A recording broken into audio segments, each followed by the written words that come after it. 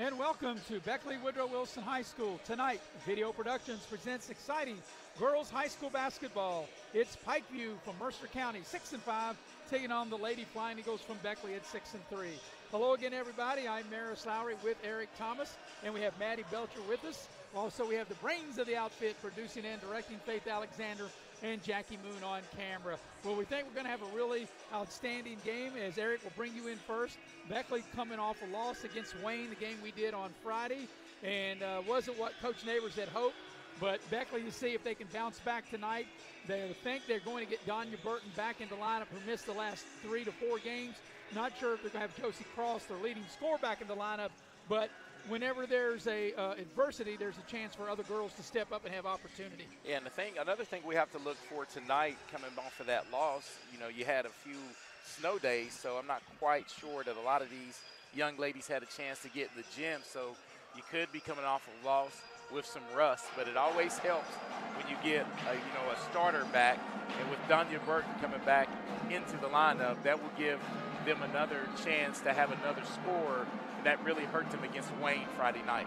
And Maddie, you were here on Friday night with Eric and I, and so you've been a part of this Beckley program back in your playing days over the last couple of years. So what do you think that the Lady Flying Eagles have went through since that loss on Friday? I think definitely, the girls, I think Friday was definitely a learning experience for the whole team. Like y'all said earlier, we had a lot of snow days, so wasn't really sure how many practices they were able to get in, but hopefully they were able to work on some of the mistakes they made and, some things going into the future. Well, one thing for sure, Maddie, the coaches, they always want to practice. Players want to play. So I'm sure even though when you come off a loss, I know you want to work on the things and try to improve, but I'm sure as far as the players are concerned, it's probably good that for them, they think, hey, yeah, we need practice, but we come off a loss, now we're jumping right back into it. Yeah, I think definitely, coming off a loss like that, I think the team's going to use it as motivation because, you don't want to get in a losing streak. So I think definitely after, the Wayne game on Friday, hopefully they can use this, like you said, like a bounce back and, hopefully get to a rhythm of, winning games from here on out. And Eric, when you look at this Pikeview team, there's 6 wins against Independence, Shady, Summers County, Bluefield, Huntington St. Joe, and RCB.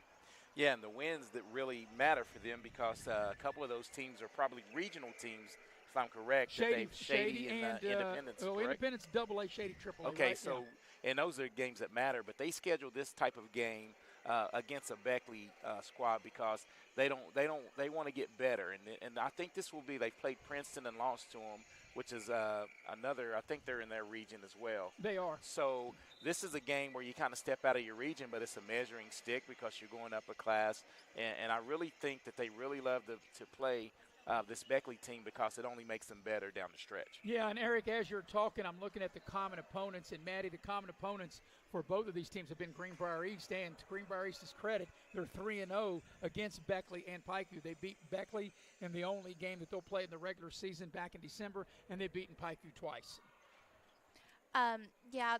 Greenbrier East has definitely been, a tough team to beat this year. They've done really well. I think, like you said, this will be a good, measuring stick for both teams to kind of play, a different opponent than usual. And I think it'll just be, a good game to see how both teams play out. And Eric, one thing too, 3 of the starting 5 players for Pikeview average in double figures, and then they got another player close to double figures and one coming off the bench that helps out as well. Yeah, anytime you have some girls that can put it in the basket, that's really good. And we're all too familiar with Riley Meadows. It seems like she's played for 7 years here at Pikeview, and you know what you get with her. And Pikeview's a scrappy team, and I look forward for this to be, one of those games that boils down to what other players, can pitch in and help.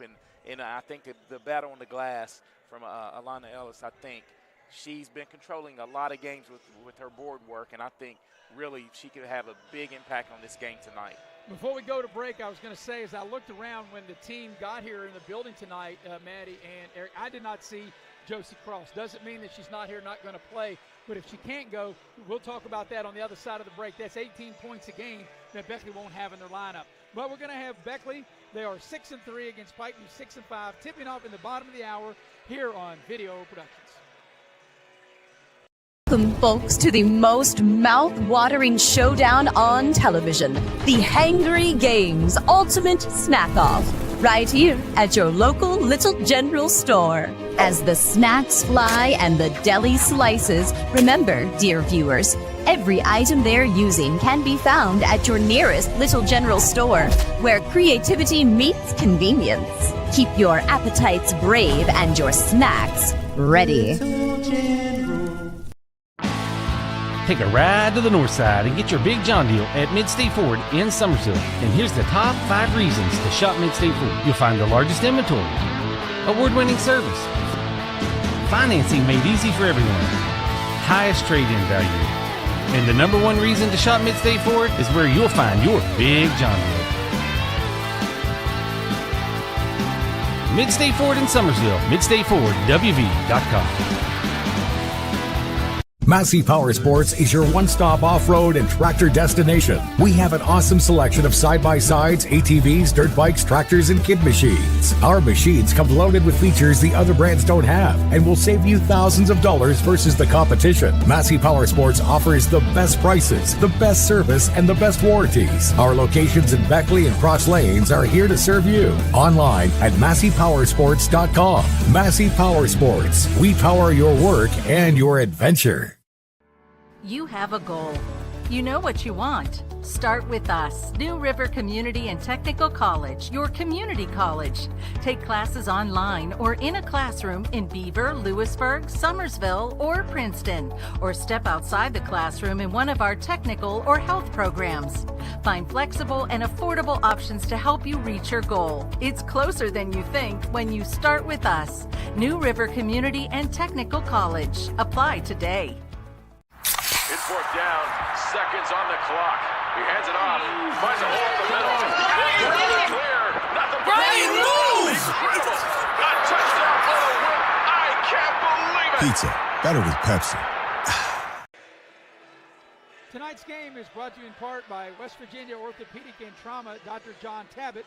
Whether you're in a car accident or you have a sports-related injury, Dr. Tabbitt and his staff will get you right back on your feet, and they're located at Woodcrest Drive in Beckley.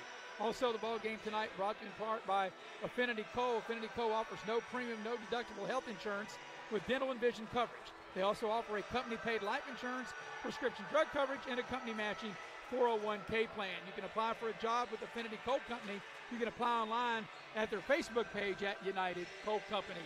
Well, the game will tip here at the bottom of the hour. Pikeview 6-5, Beckley 6-3. And tonight, Eric, is a special night here, as it's going to be Armed Forces Night. Beckley will have a different type of uniform, and actually really stylish type uniform here tonight. Yeah, they do these games now. I guess they'll pick a school during the course of the year. They bounce around the state, and I think it's really cool. They do that in football season as well. They have a chance to wear an alternate jersey, and I think it's real exciting for these young ladies. You know, Maddie, that was the first thing you said back in your playing day. You didn't get a chance to do that. They didn't jealous. do that. Yeah, you're jealous. I'm jealous. Yeah. I dig the uniforms. Yeah, you know, it's like Armed Force Night as Beckley makes its way out onto the court, going through the warm-ups. And, you know, the one thing, Eric, that you said when you first saw them, that good thing we know the players as well as we do, because the numbers on these uniforms didn't match what you already had in the book of their normal uniforms. Hey, but you know what, Maris? Anytime you have camouflage on your numbers, you're not going to be able to see them anyway. Right. And with my eyes, I can't see it. It doesn't matter even when they had the other ones. Good thing I know who they are, right? Yeah. I think the refs will go, hey, just point to the player, because the refs be like, that wasn't me. You can't even see my number. Well, Maddie, as I look out there, I do not see Josie Cross. Is it me? But I do not see her. Do you say I don't see her? I don't see her either. No. I think she's real heavily camouflaged if she's out there. Yeah. Well, more camouflage because I don't see her. So I'm looking around. Is Donya Burton out there? Yes, Donya's out there. I do see right Donya Burton out there. So they do. Also, they get Maya Wooten back in the lineup I did tonight. notice Maya. Yes. And that'll help some depth right there, definitely defensively. So the one thing, too, you know, when it got here, that Pikeview, they did not have enough players. So it's kind of a unique situation, both Maddie and Erica, what they did is they played a half of inter-squad game, Beckley's JV team, an inter-squad game, and then they played a half of the players that were available for Pikeview to play a JV because, you know, with all this cold weather we've had in the region, hadn't had a chance to get out and practice and definitely not play. Of course, Beckley's game, they were supposed to play Riverside on the road Tuesday. That's been postponed. I don't have a makeup date yet, but So you're looking at since the last Friday, since the last time Beckley, played a game. Yeah, and you're exactly right. And not, unless they just got on and did some film work, not able to correct a lot of the mistakes. And I think Friday night that a lot of teams will take from that Wayne loss. I think a lot of teams will zone this team because Wayne's length really caused a lot of problems with the Beckley offense and forced them out, made them engage their offense a lot higher out near half court than they wanted to. And Matt, of course, Coach Brian Neighbors not going to be happy when you turn the ball over, but especially playing the guard position as him and his assistant coach, brother Gene, did. Both played the guard position. You're really not happy when you've got former guards that are your coaches and you turn the ball over a lot. Yeah, it's definitely a big mistake. I mean, honestly, on any team, but especially when you're playing for two great players like them, they take everything very seriously, very personally. And I think that's a great thing to have in a coach, especially, when it comes to making mistakes and trying to cut out those mistakes. It's good to, have that accountability. And, Eric, over the years, this has been a really good rivalry between Beckley and Pikeview. You and I have had an opportunity to cover that. And, Pikeview's beat Beckley a couple times, since you and I have been covering these games. Yeah, they definitely have. That's what I'm saying. Pikeview schedules this game not just to get better. They expect to win it. They've won a couple times in the series, and this is a game that both of these teams really clearly expect to win tonight. Yeah, and Beckley, Maddie, they will return the favor. They'll go to Athens to play Pikeview on February the 20th. Yeah, that'll be a good game. I think definitely a change of atmosphere, a change of, environment. I remember when we played at Pikeview, it was always very lively games, right. very upbeat. So I expect that out of this game tonight too. So, Eric, what are the things you want to see right off the bat from Beckley? It has to be a little different tonight that really kind of held them back in that game against Wayne on Friday. Turnovers. Right. They got to take care of the ball, quarter, right? Yeah, and we did a stat, and I stopped keeping it after the first quarter. But I'm pretty sure that they had more turnovers than they did shots on goal in that first quarter, and it really dug them a hole. The only thing that kept them in the game in that first quarter was that Wayne shot terrible. And you made a reference to Wayne was going to start making those shots, and it really was just all night, just turnover after turnover, and you can't do that. So, Maddie, I'm sure that these other coaches tell me they watch a lot of our broadcasts, whether they watch them live or whether they watch, the replay, and they see that. So if you're Beckley, you're probably going to expect maybe Pikeview will come out and extend the pressure. And like Eric said, Beckley had so much trouble the other night where they turned the ball over more than they got shot attempts. That could be a big problem, and we'll see how Beckley handles that here tonight. Yeah, I think, Pikeview, if they did watch film, I think that they will definitely try to pressure harder on defense. But, Beckley, I think they're just going to have to, answer for that, take care of the ball better, make stronger and, better passes. But I think, if Beckley had also watched film, they saw those mistakes, they said, okay, we need to fix that, and hopefully going into this game, they'll keep that in their mind. One thing for sure, too, Eric and Maddie, having Donya Burton back tonight will help them in breaking the press with her athletic ability where she can take the ball and go hard to the basket. Yeah, and the one thing the only thing that can hold Donya Burton back is herself. Like, sometimes she speeds the game up, but she also speeds herself up and takes bad shots or forces some turnovers. But you take the good with the bad with her because she is able to do a lot of things defensively and athletically that can lift this team and help them to victory. All right, both teams going through their warm-ups. We're about 15 minutes away from tipping this game off. It's Pikeview 6-5 taking on Beckley 6-3, and we'll have it for you here at the bottom of the hour here on Video Production. Wes, why'd we settle on skydiving? Well, it's fall, and we're falling. I thought we could do a commercial about falling prices. Get it? I guess. Where's your chute? I knew I forgot something. Later. During Truck Month, get invoice pricing on all 1,500 Sierras and Yukons, or ask about payments till next year. Hey, I can see my house. GMC, we are professional grade. Hi, I'm Leanna Burnett with Window World of Beckley. Are you dealing with those cold winter drafts through your windows? Is it causing your energy bills to rise? If you answered yes, Window World can help. Instead of dealing with those old drafty windows another year, call Window World of Beckley today Yes, we work all year. Our windows are Energy Star efficient and designed to resist extreme weather. Make the smart investment with our no interest for 15 months. Call Window World of Beckley today. City National Bank, where you can purchase or refinance your home with the no down payment champion mortgage. No down payment, no private mortgage insurance, no kidding. Visit your local branch to get started today. City National Bank, member FDIC, equal housing lender. To learn more, log on to mortgage.bankatcity.com.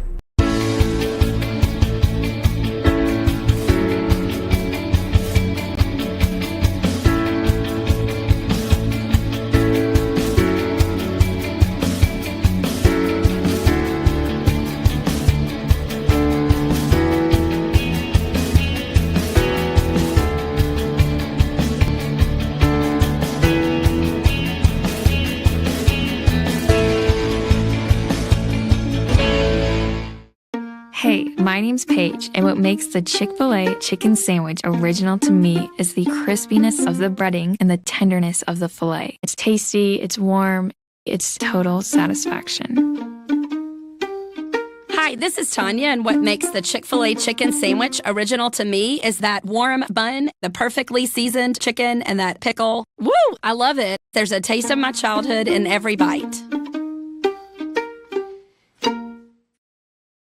Unlock the money already in your home at City National Bank. Consolidate loans or fund your next big project with a home equity line of credit with a great low intro rate. Visit your local branch to get started. City National Bank, member FDIC, and equal housing lender. Learn more at homeequity.bankatcity.com. It's fourth down, seconds on the clock.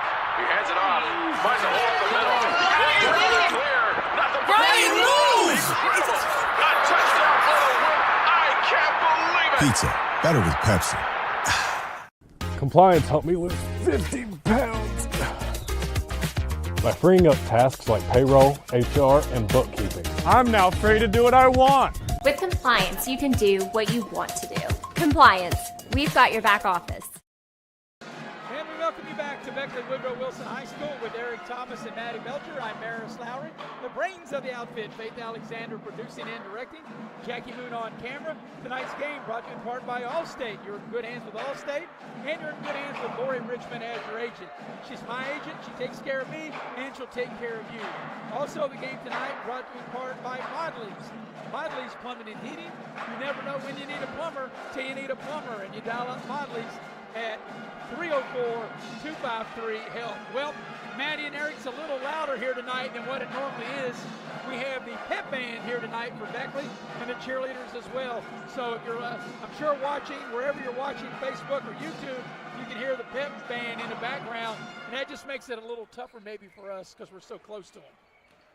I think it'll make it tougher for us, but you know, usually when you do have, you know, that cheer squad and the band, it kind of brings up the energy a little bit in the room, which can always be a good thing. I think so too, Eric. And you know, as we were going to break, I was looking at the matchup here. Of course, you know, we talked about Josie Cross not playing tonight, the team's leading scorer at 18 a game. But Beckley still has three other girls in the starting lineup. They're in double figures, and one on the cusp of being in double figures. So you have 14 points a game by Zoe Williams, 12 a game from Donya Burton, who's missed the last 3 games, and 12 from Abby Dillon.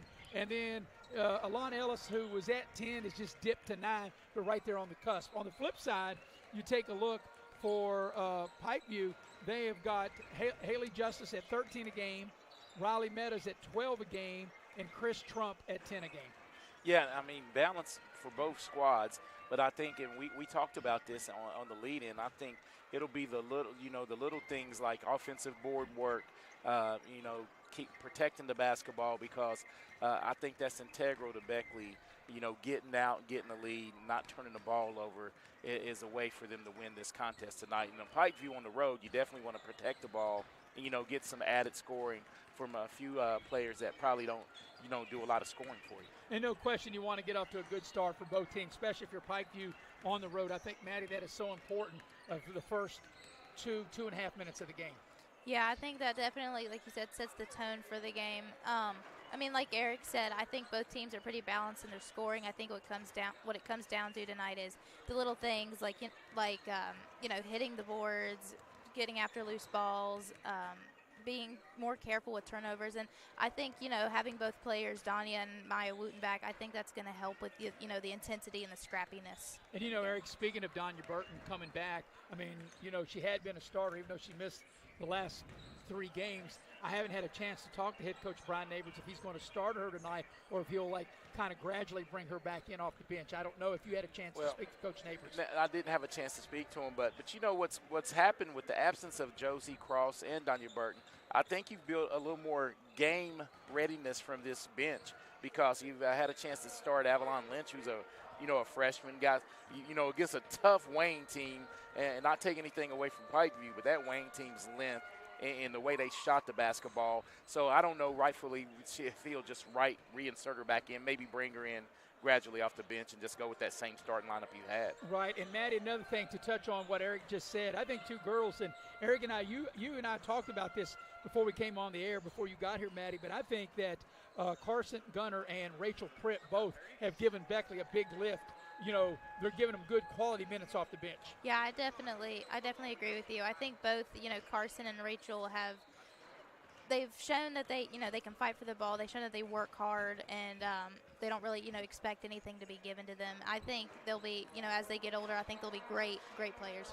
Well, both teams are going, actually, Pikeview just left the floor. Beckley's still out there going through the warm-ups, but weather permitting, this is a big weekend here on Video Productions. Tomorrow, Eric, you and I will be at your old stomping grounds. We'll be up on the hill for the first time in basketball season, Shady and Independence. That game will tip tomorrow at 7 o'clock. We'll have it for you here on Video Productions. And then on Saturday, we'll be at the Raleigh County Convention Center for a college doubleheader. By the way, it is free to anyone wanting to come out and watch Tech on Saturday, as we'll have the men's game. Eric, you and I will have that at 1 o'clock.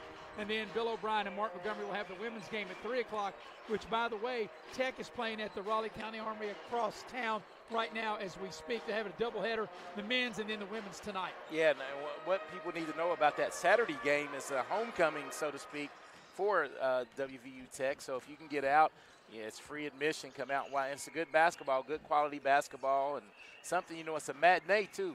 It's one of those games you can either watch on Video Productions, come and see, and then you have a chance to go out for dinner and do whatever you need to afterwards. That's right. Of course, next week is busy, too. Tuesday through Friday next week. By the way, there is a change in the Beckley girls schedule, and I'll touch on that now. But anyway, on Tuesday night, we'll be at the Raleigh County Convention Center, which is January 28th. It'll be Princeton and Beckley. Of course, that game will tip at 7:30. That's a boys' game. Then the girls' game I'm referring to, George Washington Beckley, was originally on the schedule for Tuesday the 28th, but obviously, Maddie and Eric, you don't want the girls' game going on at the same time of the boys' game. So they did the right thing, and they're playing George Washington, one of their arch rivals. So they moved that to next Wednesday. So Wednesday the 29th will be George Washington Beckley.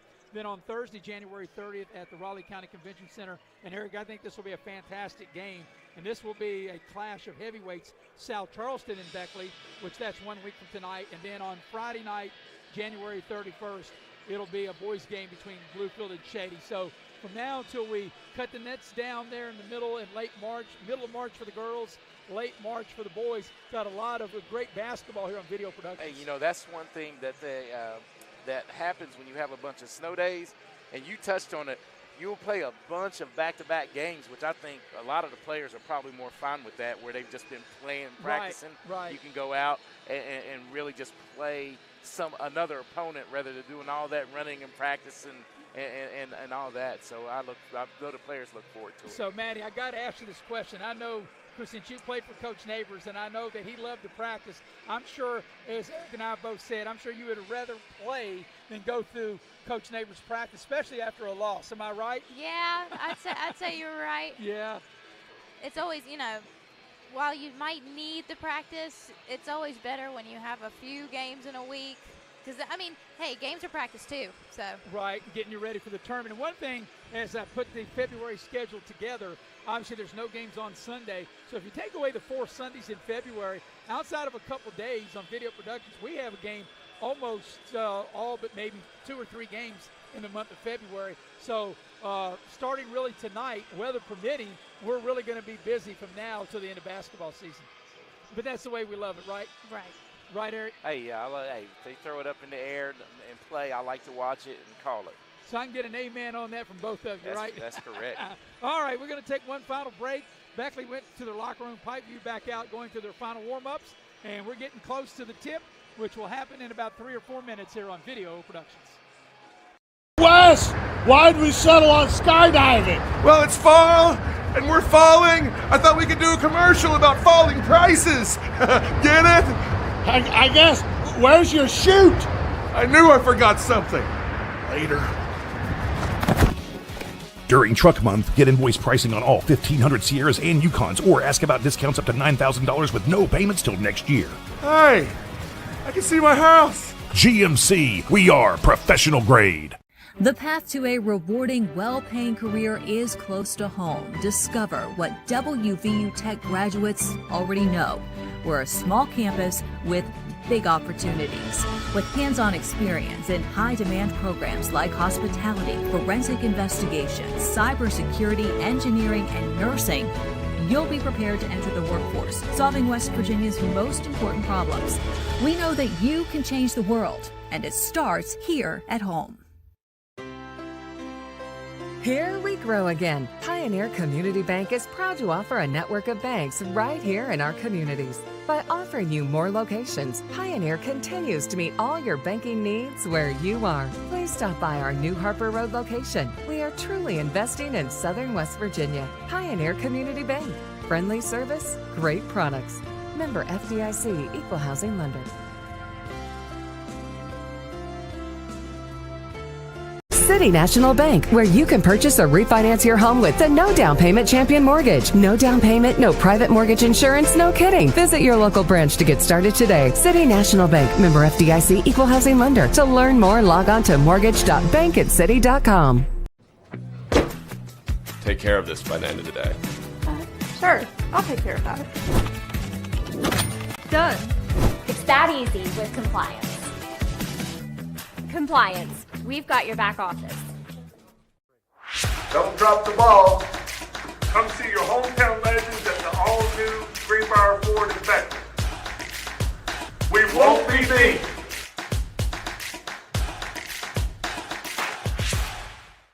Massey Power Sports is your one-stop off-road and tractor destination. We have an awesome selection of side-by-sides, ATVs, dirt bikes, tractors, and kid machines. Our machines come loaded with features the other brands don't have and will save you thousands of dollars versus the competition. Massey Power Sports offers the best prices, the best service, and the best warranties. Our locations in Beckley and Cross Lanes are here to serve you. Online at MasseyPowersports.com. Massey Power Sports. We power your work and your adventure.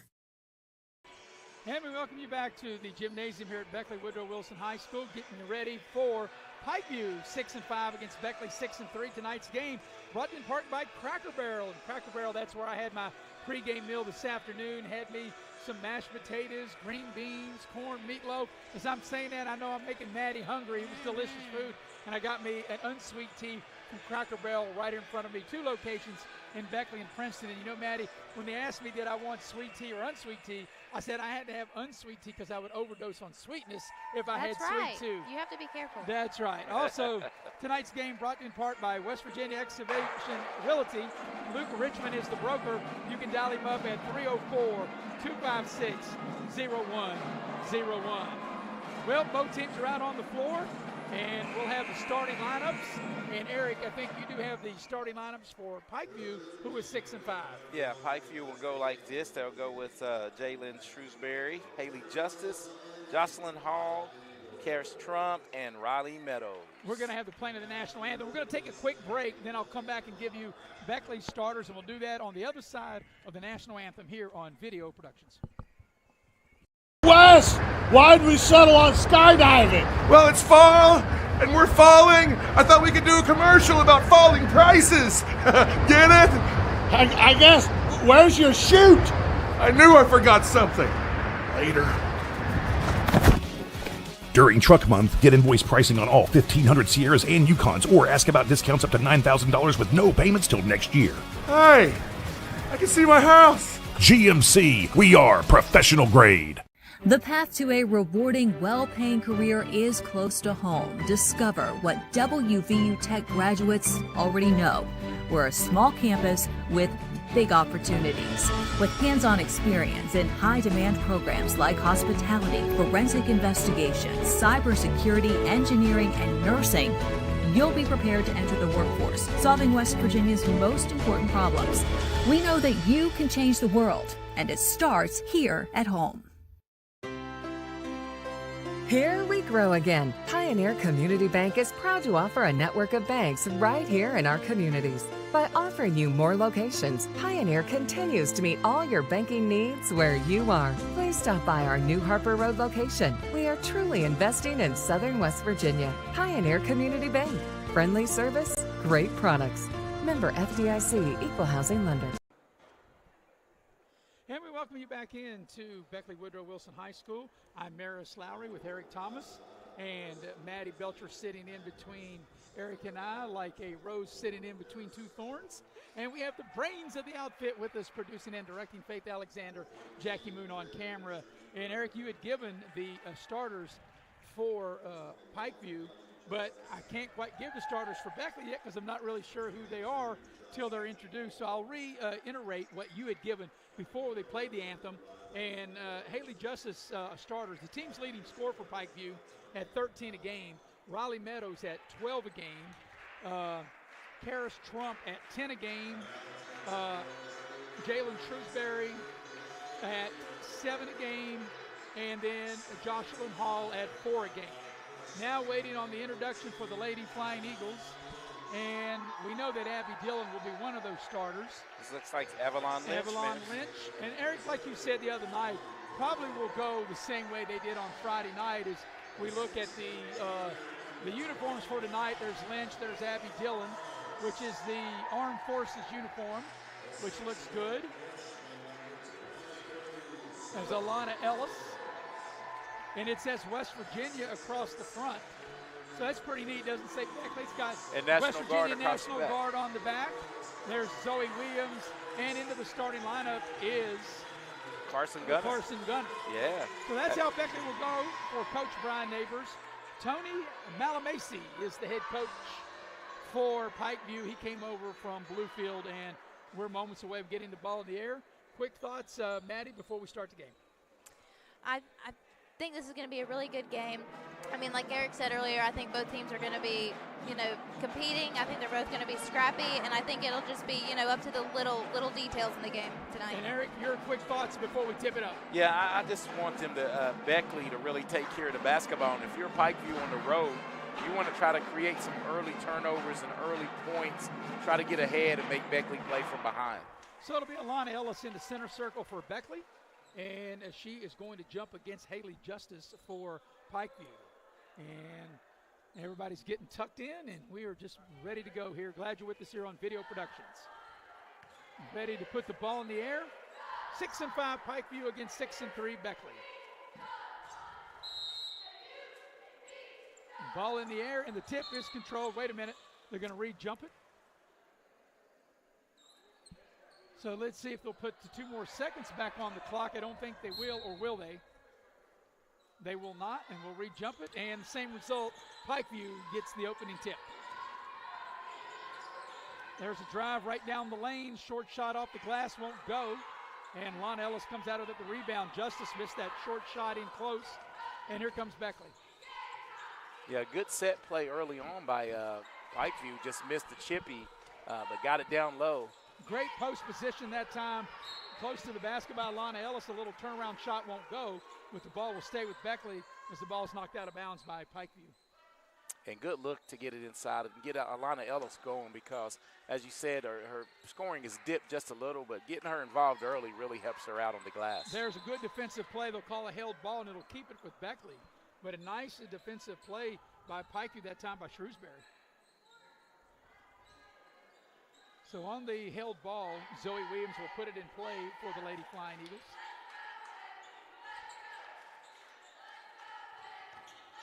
Nice little drive by Lynch down the lane, off the glass, up and in. And right there, Avalon Lynch, a young freshman just growing up, right before our eyes because getting this playing time early can only help her in the future. Pikeview turns it over. Yeah, you got to like that play, Maddie. Lynch able to take the ball and go right down the lane for that first bucket. That was a great look. Off the dribble, bank shot by Abby Dillon won't go, out of bounds, and it'll stay to Beckley. Not quite a minute into the game. But, Beckley, they've missed 3 shots. They've had really good looks. Yeah, just not getting it to fall yet. Abby Dillon for 3. It won't go. The long rebound to Zoe Williams in the near corner. And that's 3 offensive rebounds already for Beckley. And a good shot by Zoe Williams, but it won't stay down. And here's Shrewsbury on the attack and an offensive foul. So Avalon Lynch playing big dividends in her starting row. Abby scored Maddie scored the first bucket and then back in transition to take the charge. Yeah, that was a great opportunity that Lynch took. I mean, she was getting back on defense and she wasn't exactly, set like you're supposed to be in a charge. But I mean, the offensive player kind of used an arm bar. You're right, initiated with that forearm and a good call by the ref that time.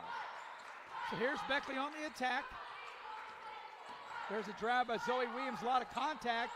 She puts the shot up, no play on, no harm, no foul, and here's Pikeview. Drive, open shot by Shrewsbury in the corner, it's short, a long rebound. That's another thing too the other night, Eric and Maddie, that Wayne was able to get a lot of offensive rebounds, and this held ball will keep it with Pikeview.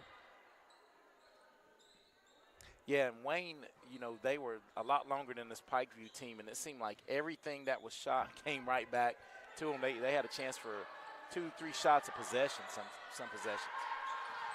So here's Pikeview with it. Drive into the lane. The short shot with the left hand won't go. That shot put up by Hall, and here comes Beckley. Zoe Williams puts up the short shot, needs a roll and got it. Once again, a lot of contact, but Zoe Williams able to play through that. And right now, 2 freshmen for Beckley, giving them the 4-point lead. And there's Lynch taking another charge. How about that? An offensive foul that time, and that will go against Trump.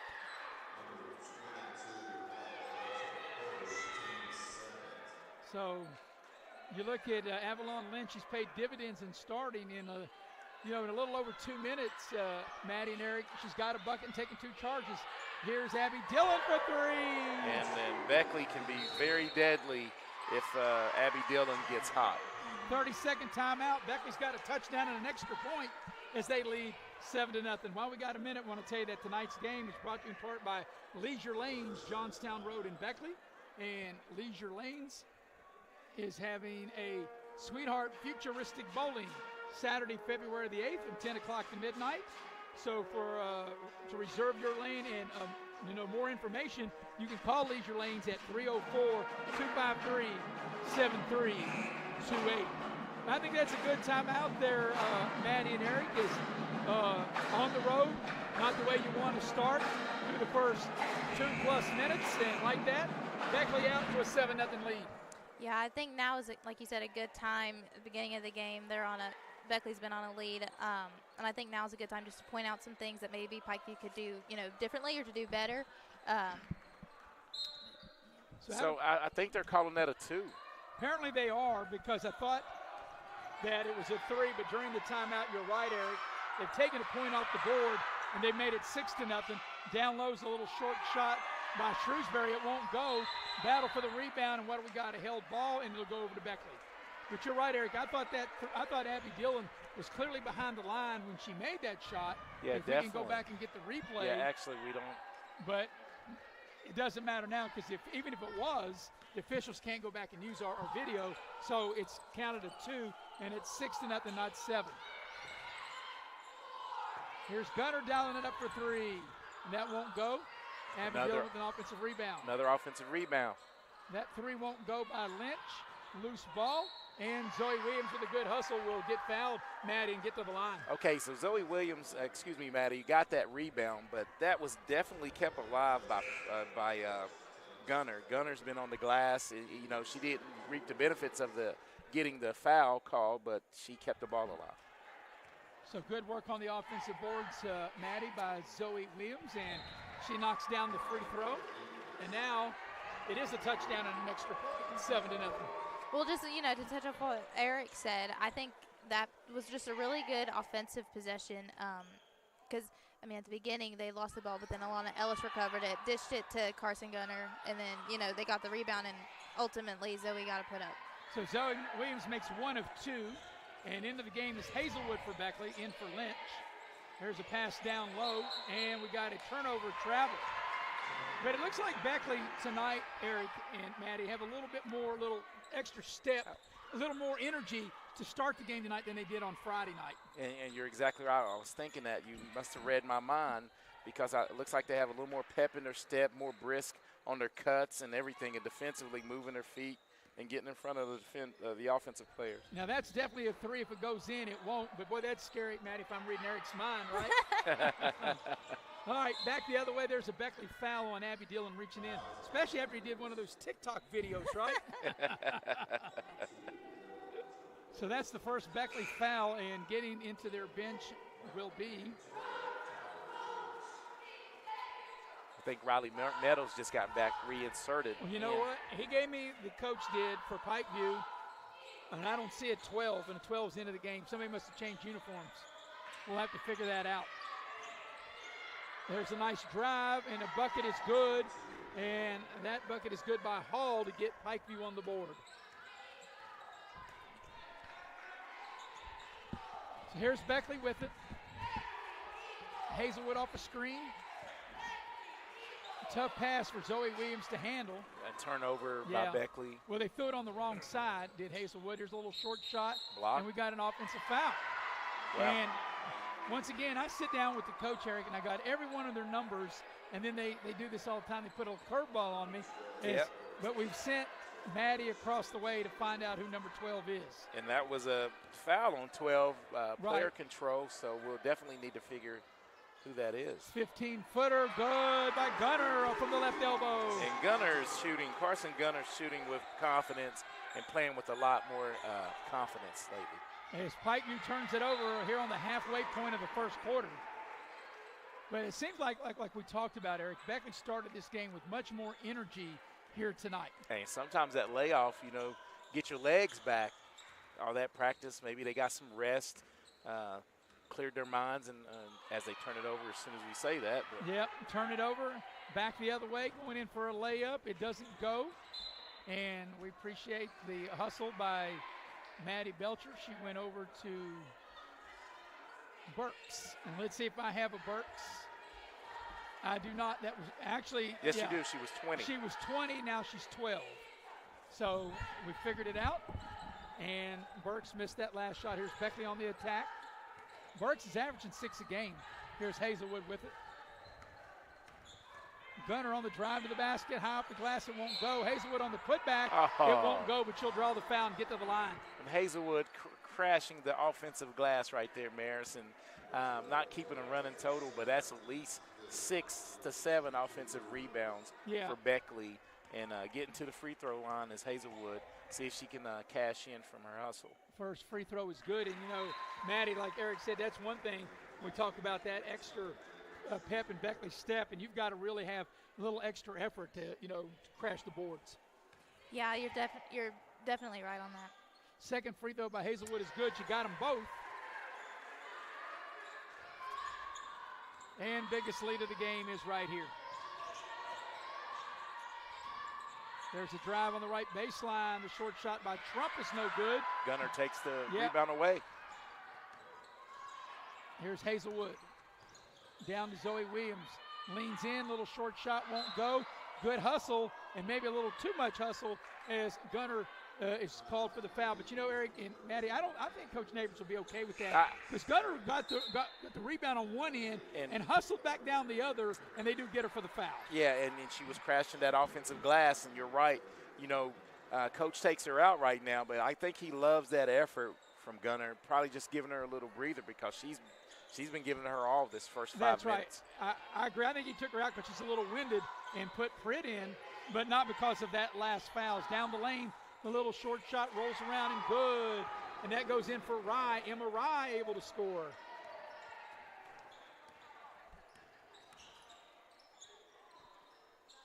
Here's Beckley. Zoe Williams head of the lane.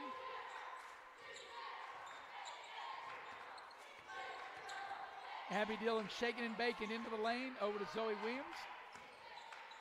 Good ball movement. Hazelwood straight away. 3, rattles it in. Hazelwood coming up big this first half. seeing what a little playing time can do for you, give you some confidence. That's right. Biggest lead of the game right here. Coming up on the final 2 minutes of quarter number 1. Beckley's been really good on both ends of the floor. I was going to say, I love the patience that they had with that ball movement because, I mean, there was a couple times I was like, oh, she could have shot it. Oh, that could have went. But they had patience, and they ended up getting the best shot. There's a missed shot that time by Hall, and Lana Ellis clears the rebound. Abby Dillon right down the lane, tacks the basket, will draw the foul. Good hard take to the basket, but it looked like that Abby Dillon was losing control of the ball as she was making her move as we watched the replay. Yeah. That's that last 3 ball rattled in by Hazelwood. Hazelwood banging it in, but yes. I think she was losing it because of the foul. Of contact going to the hole. But a nice dribble drive penetration by Abby Dillon to get to the rim, draw the foul, and the free throw doesn't go as Gunner will check back in.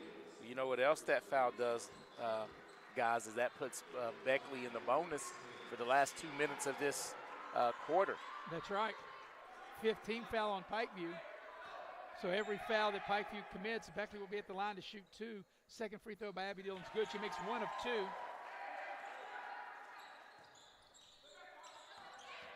New player into the ball game for Pikeview.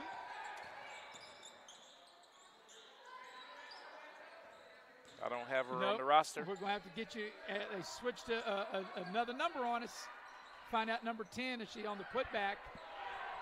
And I got these, Eric, all from the coach. He gave, as there's a foul or the jump ball it'll stay here with.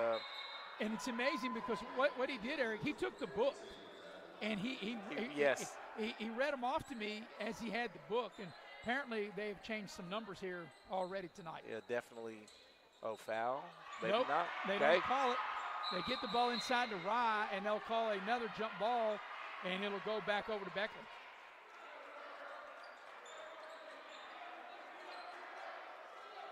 And right now, Coach Neighbors has to be pleased with the effort from this Beckley team coming off of that big loss to Wayne. They're really coming out and clicking on all cylinders. Zoe Williams now to Gunner, head of the lane.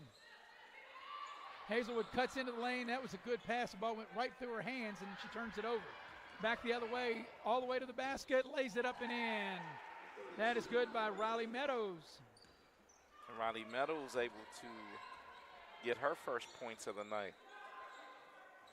Britt hit a couple of threes Friday, so definitely could be a weapon for Beckley behind the arc. She puts it on the deck, gets into the lane, puts up the shot, needs a roll, it won't go, and Riley Meadows comes out of there with the rebound. Final 40 seconds of the quarter. Hard drive to the basket, ball's out of bounds. So Siona Walter, instead of being number 4, she's now number 10. Waldron, I beg your pardon. And actually, the coach apparently he didn't know her name because that's what he gave me. It's Waldron. Yep, Waldron. There's a nice little drive on the baseline shot put up by Riley Meadows. It won't go, but on the rebound, we'll have a Beckley foul. And that was Waldron, as she's inserted into the game, gets to the free throw line to shoot 2, crashing the offensive glass, and that will be on Gunner. That'll be her second, team's third of the quarter. So got a couple of free throws for Waldron. First free throw is good. Yeah, you may want to get Gunner out. You don't want to pick up a cheap third one here in the. Yep, and as soon as you say that, Eric, that's what they do. As Alana Ellis will check back in for the final 33 seconds of the opening quarter. But this has been one of the better quarters as of late that I've seen the Lady Flying Eagles play. Second free throw's no good. An offensive rebound, the putback, and another Beckley foul. And that was a good play that time by Shrewsbury. And that one's going to be whistled on Pritt, hacking Shrewsbury in the act, and Shrewsbury will get to the free throw line. And you know, Maddie and Eric, what you hate is when a team misses a free throw and then you can't get the rebound, and they get the rebound back, and not only they get it back, you foul them as Shrewsbury makes the first of 2. And you've led them right back in this contest too here in the last 45 seconds, giving them freebies at the free throw line. Yeah, Beckley has led by as many as 11, and now that's 5 straight now for Pikeview, as you said, Eric, to kind of climb back in and cut the lead to 6 here. Final 30 seconds of the quarter. Here's a 3 ball. That's not going to get there. As I could see the minute she left it from the angle I had that there's no way that ball was going in. Yeah, and Coach Neighbors is pleading with her. You don't really need that shot. Yeah, too quick. Too quick. You could have ran the clock down a little bit. And if you're Beckley, you don't want to foul here here in the final 15 seconds of the quarter, but they get it at layup. Riley Meadows misses it, gets the rebound back, and will draw the foul with 8.9 remaining in the quarter. Probably going to be whistled on Lynch. And you know, Eric and Maddie, that's what I was saying. Beckley would have been over the limit, and being right here when they were in front of us, 40 feet away from the basket, you definitely didn't want to foul there and get them to the line as the first free throw's good. And as you touched on, Eric, this is how Pikeview able to get back in the game at the line as they've scored the last 6 points, and they've trimmed the 11-point lead now down to 5. Second free throw, got them both. Just a 4-point game now, last shot time for Beckley. Here's Abby Dillon with it. Around the screen. Pritt, open look for 3, short, and that's how the quarter's going to end. At the end of one, it's in a good first quarter. Beckley had the better of it in the first part of the first quarter. Pikeview makes a nice run to end the quarter. At the end of one, it's Beckley 15, Pikeview 11. We'll be back with the second quarter right after this on Video Productions. Hey, I'm Leanna Burnett with Window Rota Beckley. Are you dealing with those cold winter drafts through your windows? Is it causing your energy bills to rise? If you answered yes, Window World can help. Instead of dealing with those old drafty windows another year, call Window World of Beckley today. Yes, we work all year. Our windows are Energy Star efficient and designed to resist extreme weather. Make the smart investment with our no interest for 15 months. Call Window World of Beckley today. Don't drop the ball. Come see your hometown legends at the all-new Greenbrier Ford in Beckley. We won't be beat.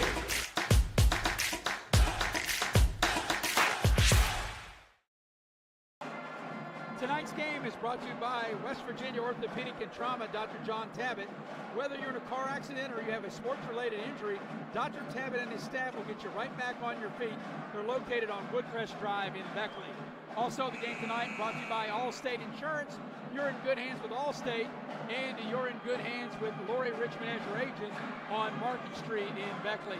Well, we start the second quarter. I'm Maris Lowry with Eric Thomas, Maddie Belcher here, and into the lineup will be Maya Wooten to start quarter number 2 as Pikeview will have the first possession. Also, Donya Burton, Maddie, and Eric will also be inserted into the Beckley lineup.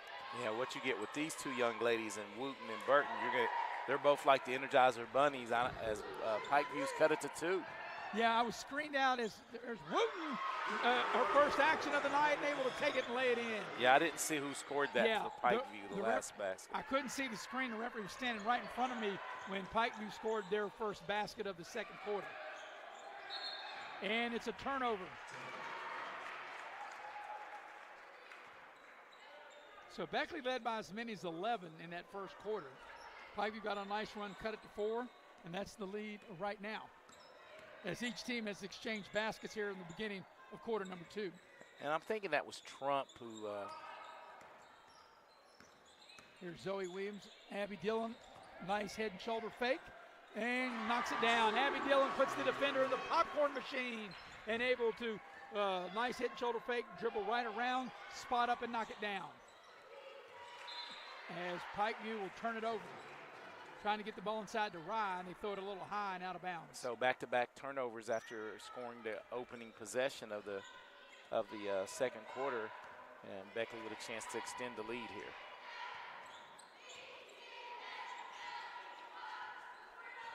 Get the ball to Donya Burton.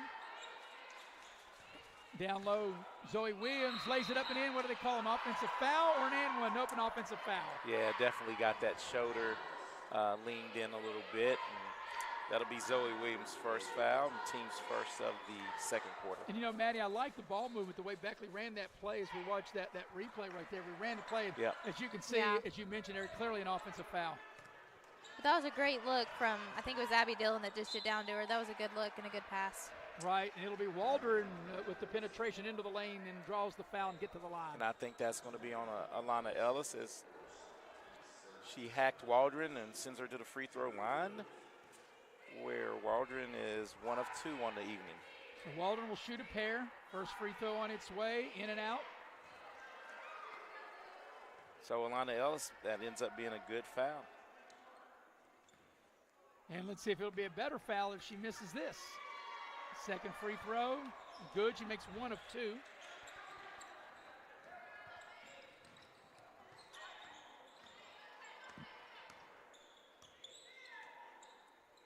Here's Burton with it, trying to find a cutter. Abby Dillon thought about the 3, puts it on the deck, tacks the rim, puts the shot up. Count it if it goes, it doesn't go, but Abby Dillon will step up to the line and shoot a pair. For a split second there, I was, in my head thinking, Abby, she can shoot it from that range, but she made a good choice to draw the foul. Yeah, nice play. You have to respect her outside shot, and she puts the ball on the deck, attacks the rim, draws the foul, and gets to the line, and she makes the first of 2.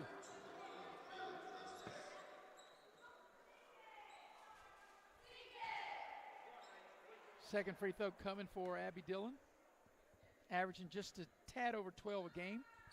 And in and out, no good. Heartbreak. That was halfway down. So here comes Pikeview with the ball back on the attack. Nice defensive play by Maya Wooten. Wow. And that's the energy, that she brings. That was great anticipation from her. Yeah. And you're right. Her players like her and Danya, they just bring so much more like an energy and a liveliness to the team. And, that could be part of it as we touched that. Beckley looks like they got a little bit more life in this game, maybe because of the addition of, Danya Burton back in the lineup, and you also add Maya Wooten. So Burton is trying to set up on the post. Zoe Williams looking for a clear out to get the ball to Ellis down low. Ellis with a nice spin with the left hand. What a move. Beautiful play by Alana Ellis. What a move. She caught it under control, Maris, and went to her offhand. That's how you draw it up. Little short shot in the lane, and that is by Shrewsbury. Won't go. Ball's out of bounds over to Beckley. And she took it up strong, too. Like, she didn't shy away. Yeah, everything she does is pretty strong. I like her game. She's right, when she rebounds, she gets her hands on the ball. It's hard to get it away from her. Maya Sicer will check into the ball game for the first time for Beckley. There's Abby Dillon directing traffic.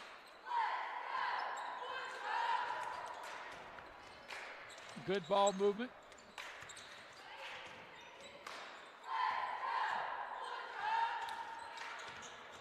Zoe Williams for 3. Got it right down the chute. And this right here equals the largest lead of the game. Here's Walder. Got a double team. He got away with a travel there out of that. Here's Meadows on the baseline. The drive to the basket, puts it up. It won't go. The offensive rebound won't go. The offensive putback by Justice stays right with it and then finally gets it to go. Shoot till you make it on that possession. That's it. Like Moses Malone back in the day. Charge. That's an offensive foul. Yep. Easy play to call. And that time, now I think this will come with experience because there's an injured player. I didn't see who took that charge, but as good as Zoe Williams has been and is, that's a time where you may want to just stop and pull up and shoot a little off short the shot. glass, and you can learn that with time, and that's 2 fouls on Zoe Williams. But I can't see who that is. They're down on their back, and they're in a lot of pain, and maybe if we get the replay here, if we have it. Yeah, that was one of those. It was, Zoe Williams was going full speed ahead. As you got to be tough to take a charge, that's for sure. And the Pikeview player stood in there and took that one. Took one for the team, right? Yeah, we're going to take a break. 4:49 left in the half. Beckley up 25-16. We'll be right back here on Video Productions. Take a ride to the north side and get your Big John deal at Mid-State Ford in Summersville. And here's the top 5 reasons to shop Mid-State Ford. You'll find the largest inventory, award-winning service, financing made easy for everyone, highest trade-in value. And the number 1 reason to shop Mid-State Ford is where you'll find your Big John deal. Mid-State Ford in Summersville, MidStateFordWV.com. City National Bank, where you can purchase or refinance your home with the no down payment champion mortgage. No down payment, no private mortgage insurance, no kidding. Visit your local branch to get started today. City National Bank, member FDIC, equal housing lender. To learn more, log on to mortgage.bankatcity.com.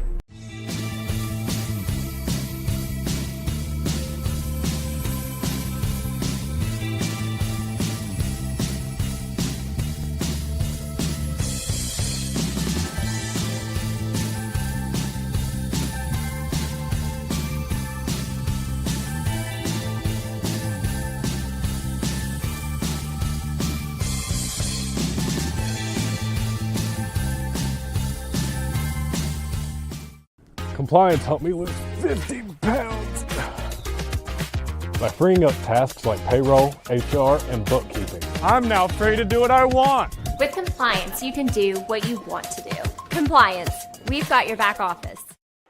And we welcome you back to Beckley Woodrow Wilson High School. They're still attending to the injured Pikeview player, as now has been identified as Paris Trump. And I didn't actually see what happened on the play. They called an offensive foul on Zoe Williams, and now they get Trump to her feet, as Trump was the one that took the charge there.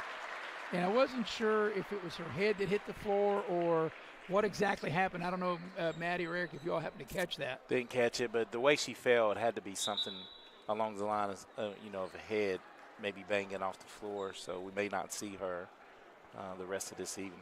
They able to get her over to the bench. Like I said, it was an offensive foul on Zoe Williams. So out of this break with 4:49 left here in the first half, the ball will go back over to Pikeview.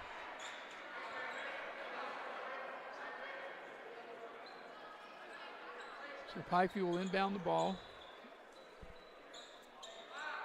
Looks like Beckley's going to look to continue to extend this, defense with this unit right here and try to turn over Pikeview with some pressure.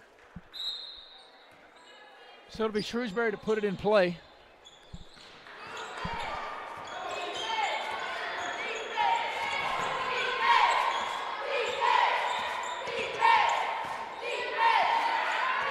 Beckley with good man-to-man defense.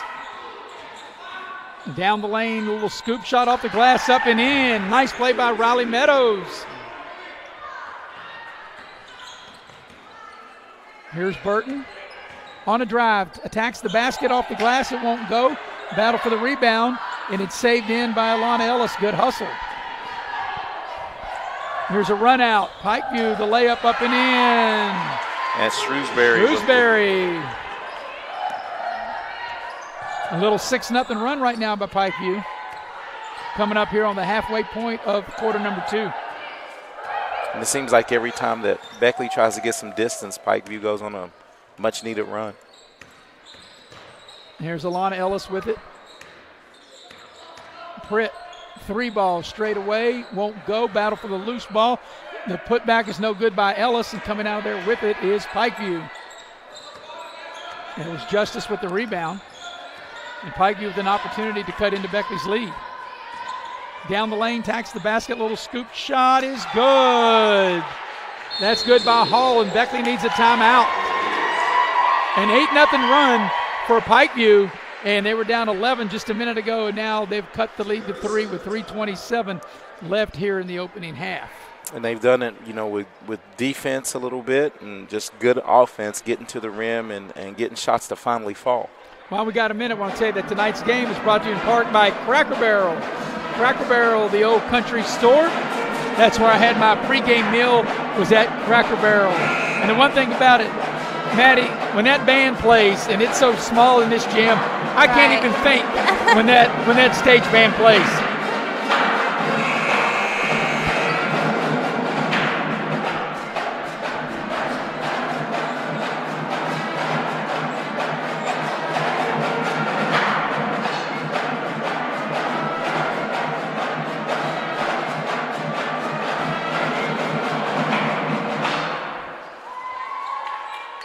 So it's an 8-0 run right now for Pikeview. Like I said, they were down 11 just a minute ago, 25-14, and just like that, Maddie and Eric, it's 25-22.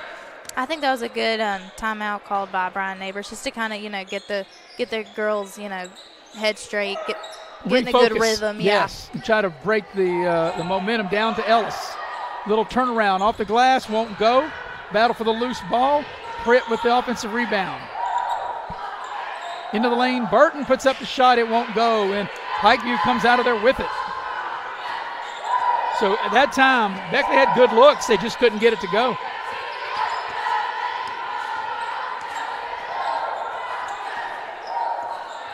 Here's Hall with it, as Wooten's all over Hall, and they turn it over. Abby Dillon comes out with it. Here's Burton. Double dribble? Yep, she sure did. You were all over that. Yeah, got caught. As Burton will come out right now. So Zoe Williams back into the game, Gunner back into the game. But this is a, key juncture in this quarter. Zoe Williams and Gunner both have 2 fouls. You don't want to pick either one of those players to pick up that 3rd foul here late in the 2nd quarter. Around the screen, down the lane. Little scoop shot, that time won't go. That scoop shot put up by Hall, and Beckley comes out of there with it. Here's Abby Dillon.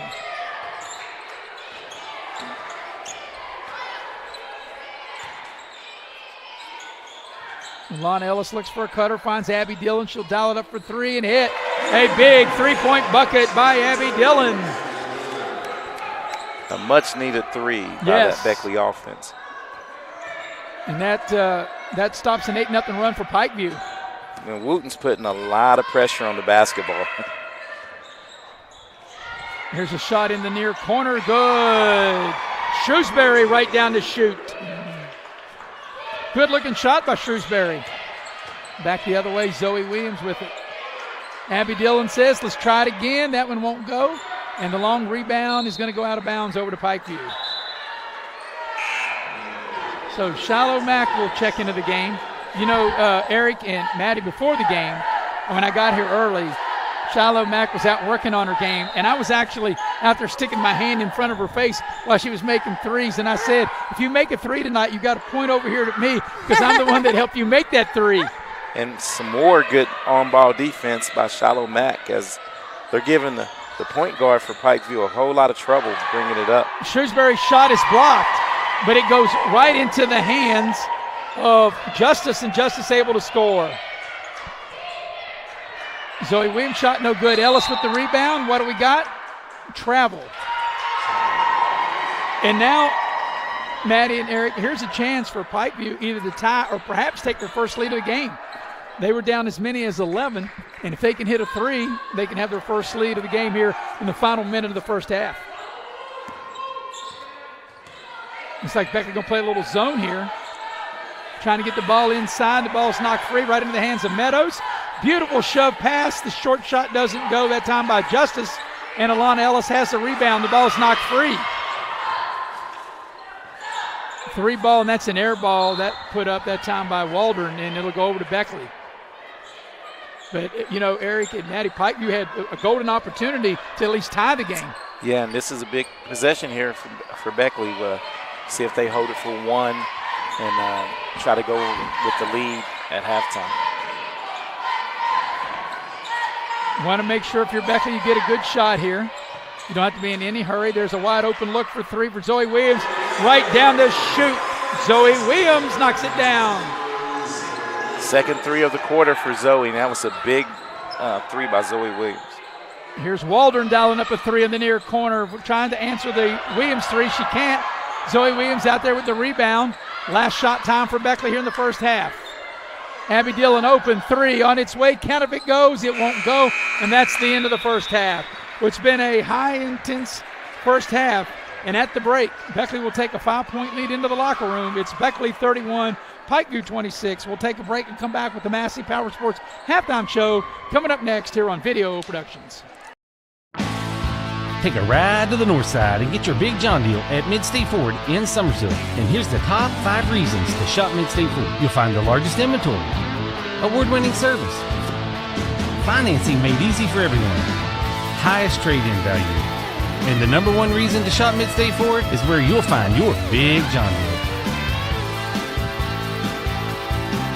Mid-State Ford in Summersville, MidStateFordWV.com. City National Bank, where you can purchase or refinance your home with the no down payment champion mortgage. No down payment, no private mortgage insurance, no kidding. Visit your local branch to get started today. City National Bank, member FDIC, equal housing lender. To learn more, log on to mortgage.bankatcity.com.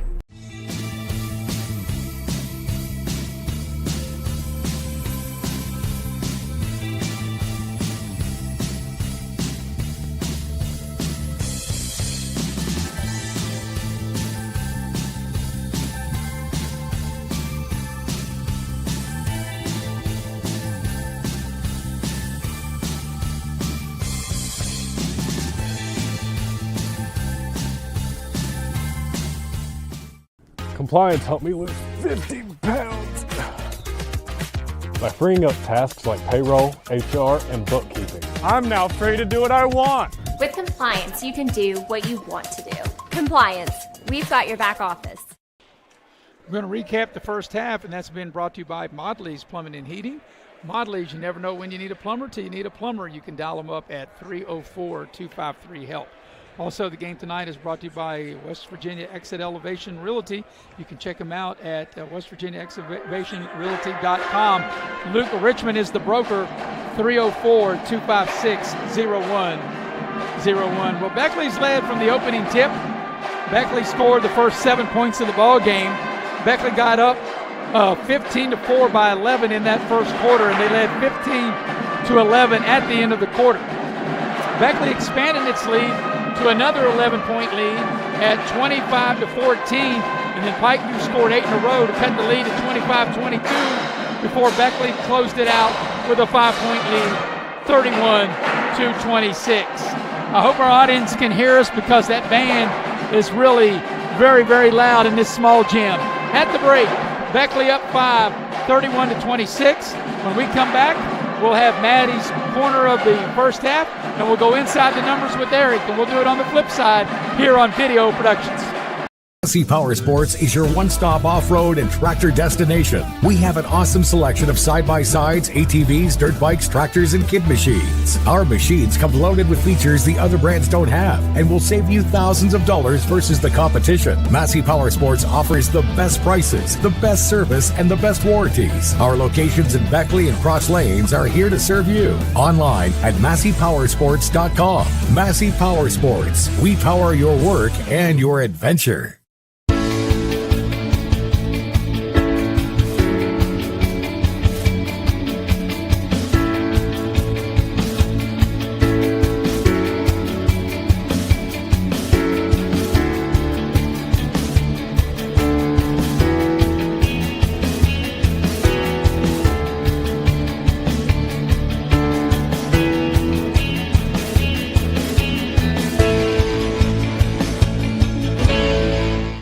Unlock the money already in your home at City National Bank. Consolidate loans or fund your next big project with a home equity line of credit with a great low intro rate. Visit your local branch to get started. City National Bank, member FDIC, an equal housing lender. Learn more at homeequity.bankatcity.com. It's fourth down, seconds on the clock. He hands it off, finds a hole up the middle. Clear, nothing but incredible. A touchdown for the win. I can't believe it. Pizza, better with Pepsi. Hey, Wes, why'd we settle on skydiving? Well, it's fall, and we're falling. I thought we could do a commercial about falling prices. Get it? I guess. Where's your chute? I knew I forgot something. Later. During Truck Month, get invoice pricing on all 1,500 Sierras and Yukons, or ask about discounts up to $9,000 with no payments till next year. Hey, I can see my house. GMC, we are professional grade. The path to a rewarding, well-paying career is close to home. Discover what WVU Tech graduates already know. We're a small campus with big opportunities. With hands-on experience in high-demand programs like hospitality, forensic investigations, cybersecurity, engineering, and nursing, you'll be prepared to enter the workforce, solving West Virginia's most important problems. We know that you can change the world, and it starts here at home. And we welcome you back to Woodrow Wilson High School. I'm Maris Lowry with Eric Thomas and Maddie Belcher. Beckley with a 5-point lead over Pikeview, 31-26. Before we go inside the numbers, we want to go to Maddie's corner. Maddie, your take of the first half. I think so far in this game, both teams have done well. They're both playing hard and scrappy. They're both crashing the boards. Certain things that I've noticed, from Beckley is, going back to fundamentals, being better about boxing out and not giving up those second and third chances underneath the basket for Pikeview. Moving on their feet, getting in the lane, blocking those passes. And Maya Wooten has done a great job, moving her feet and, like you say, harassing on defense.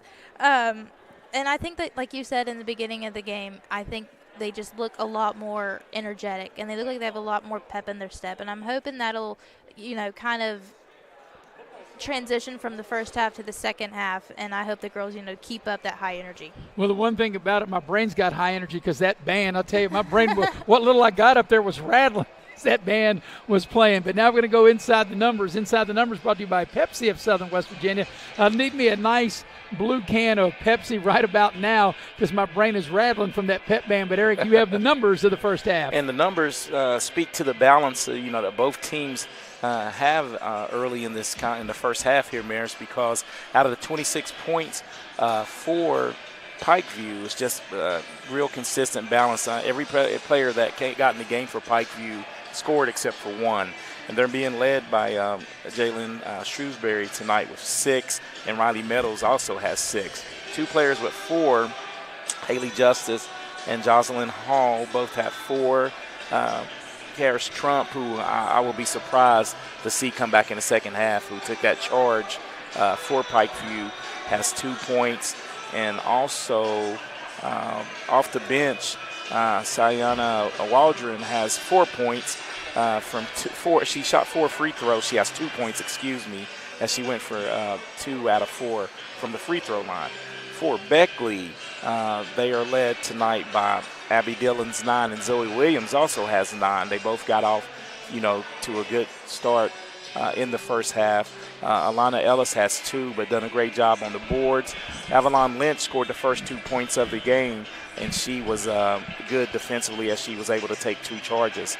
Latina Hazelwood has 5 points, all 5 points coming in that first quarter for Beckley. And Carson Gunner has 2 points, but she's done a great job on the glass, and really disrupting a lot of things defensively for Beckley. Amaya Wooten, as Maddie has stated, she scored 2 points, but she also put a lot of pressure on the point guard for Pikeview, really making her work getting the ball up the court. Well, Beckley led on 2 different occasions by 11. That was their biggest lead. Led 15-4 in the first quarter, 25-14 in the second quarter, and they have a 5-point lead now, 31-26. We'll take a break, come back and get you ready for the second half. Coming up next on Video Productions.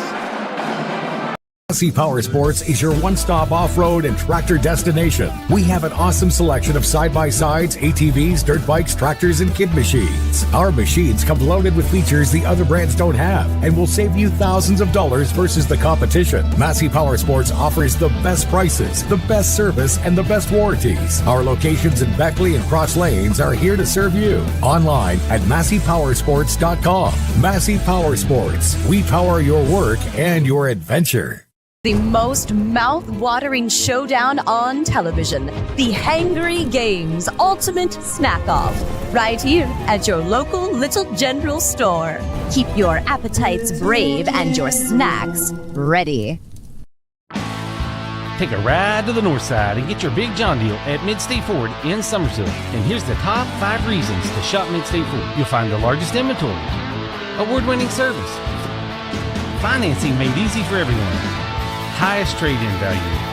And the number 1 reason to shop Mid-State Ford is where you'll find your big John deal. Mid-State Ford in Summersville, MidStateFordWV.com. Life doesn't wait, so neither should your care. That's a difference. And we welcome you back to Beckley Woodrow Wilson High School. Tonight's game brought to you in part by Leisure Lanes, Johnstown Road in Beckley. They're having the Sweetheart Futuristic Bowling coming up for your sweetheart for Valentine's Day on Saturday, February the 8th from 10 o'clock to midnight. For more information, you can call Leisure Lanes at 304-253-7328. Ready to start the second half with Eric Thomas and Maddie Belcher. I'm Maris Lowry. We also have the brains of the outfit, Faith Alexander, producing and directing, Jackie Moon on camera, and Eric and Maddie. As I stated earlier during the halftime, Beckley had 2 leads of 11, 15-4 in the first quarter, 25-14 in the second quarter, but Pikeview came storming back. Pikeview has cut it as close to 2, and now a 5-point lead is ready to start the second half. Yeah, and you're right, and the time that they cut it to 2 was late in that second quarter, right before halftime. The last 4, probably minute 3 of that quarter, Pikeview had a chance to take the lead going into halftime. So Beckley with a 5-point advantage. Like I said, they've led from wire to wire and ready to start the third quarter. And Beckley will have the first possession. Beckley will have the same starting 5. It'll be Dillon, Gunner, Lynch, Williams, and Ellis. And let's see who's out there for Pikeview. Pikeview will have Justice, Meadows. Who else they got out there? Shrewsbury. Who am I missing here? It looks like that Trump is out there. Yeah, she's definitely back out. Yeah. That's good to see. Yeah, it is good to see. She was injured in the first half, taking the charge from Zoe Williams. Beckley with the first possession of the second half. Zoe Williams on the drive, and she will turn it over. And that time, Zoe Williams was being a little too unselfish. She was trying to pass it out for the J for Abby Dillon, when I think she should have just pulled up and shot the little jumper off the glass there. Beckley will extend the pressure, and Riley Meadows gets ahead of the Beckley pressure and lays it up and in. And Coach Neighbors up immediately. Maddie, definitely not happy with that defensive possession. That was too easy to get a layup. You definitely don't want to get beat on the dribble like that, especially, when there's not really any other white jerseys down here. 3 ball by Zoe Williams is good. Man, she just has a nice calmness about her offensively as she knocks down her 12th point of the game. Lynch is all over Hall as Hall brings it up into the front court. Did they count that? They called that a 2? As a 2. It's a 2. I beg your pardon. I thought it was a 3. That's the second time tonight I thought Beckley had a 3 as they counted as a 2. I thought that Abby Dillon had a 3 in the first half. They said no, and I thought that was a 3. They said it was a 2. That makes the lead 5 as Donya Burton checks into the Beckley lineup. Just a second shy of 1 minute into now they've changed it to a 3. Now it's back. I thought it really was a 3 watching it to begin with. So it is a 3. That's why we keep a running score. Meadows shot partially blocked and taken out of the air by Gunner. Gunner with the block and out of the air by Burton, and then Burton throws it away. And that's just one at the top of the game when I talked about with Burton. You got to take the good with the bad. And the good was she got the turnover. The bad was it was a terrible pass. Yeah, there's nothing there. Nothing there. Just led her way too much. So Beckley will extend the pressure. And Lynch is all over Hall. Hall really working to get the ball across the midcourt stripe. Offensive foul. And that's a frustration foul right there. That was great defense by Lynch. That was a great defensive play. That play happened, Maddie, about 3 feet in front of us. That was a great defensive play. Yeah, that was a frustration foul because Lynch did a great job, as we see here on the replay. Yeah, and that's exactly. Yeah, all day long you can call that. I'll tell you what. I think Ray Charles could have called that. Well, I'm going to tell you what. I will say this. You can take that play as now Lynch is coming out of the game, Hazelwood in, but you can take that portion of our video and put that up and show defenders how you play defense. She made her that work was a the great whole play. way. Great defensive effort. 6:25 remaining here in the third. I know we don't have the time there on the screen. I'll periodically update you as Alana Ellis steps in. Her shot is blocked, and I thought it was a clean block, but they call a foul. As they'll call a foul on Justice, and that'll get Alana Ellis to the free throw line. Yeah, and I think Riley Meadows has a good gripe right there because that could have been all ball. But I think sometimes referees get caught up in the swinging motion. She did swing, but she was kind of beside her and blocked the ball. We'll see if the basketball goes in. So, you know the old saying, the ball don't lie. Well, sometimes it does, but we don't know. As the first free throw is missed, new player into the ball game. So that's 2 quick team fouls, Maris, on Pikeview. And that's Burks into the ball game as one of 2 free throws is made by Alana Ellis. And we got a foul or a turnover. Pikeview turns it over.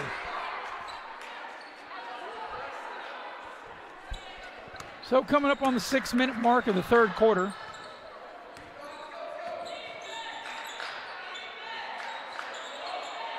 Burton looks for a cutter, gets the ball down low to Gunner. Gunner spins into the lane, little short shot, it won't go. Hit the back iron, and coming out of the rebound is Justice for Pikeview. Trump, nice spin behind the back into the lane. Meadows tries to split 2 defenders, and they call an offensive foul. That is two player control fouls. That's what 4 charges Beckley has taken, and maybe a technical foul. I think so, a technical foul on the coach of Pikeview. So on the technical foul, as we watch the replay there, With 5:44 left in the third, Abby Dillon will get 2 free throws, the 2 technical free throws, and then it'll be possession of the ball.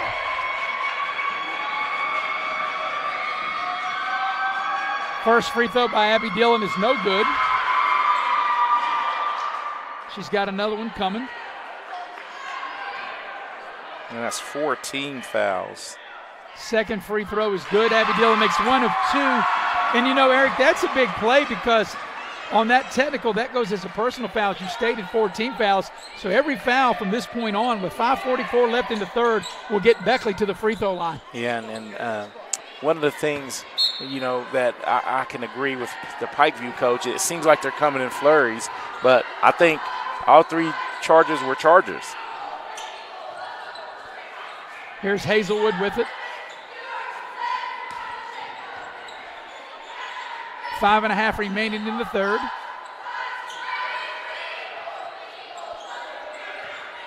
Abby Dillon around the screen.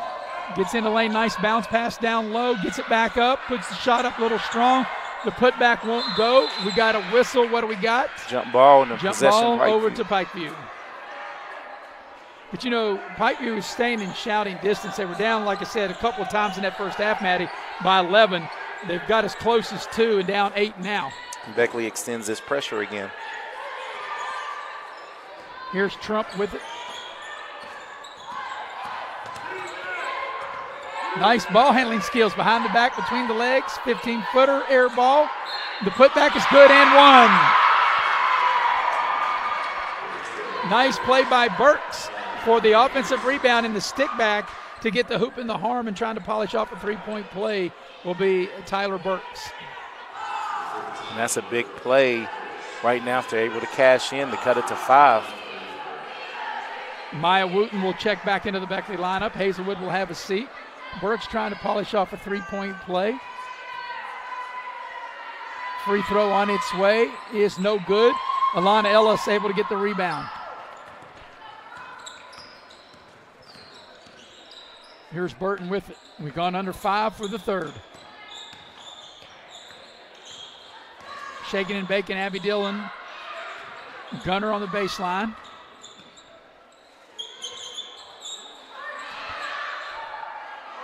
Go outside in. Abby Dillon spots up, mid-range shot, got it. Nice ball work for Beckley to get Abby Dillon with that open shot. She's able to knock it down. Trump down the lane. Ball's knocked free, but it's picked up by Burks. The elbow shot is no good from 15, and here's Burton with it. Burton on the move. Whips a nice pass to Gunner, and she can't finish. A beautiful play by Beckley. They couldn't finish back the other way. Going in for the layup, too strong.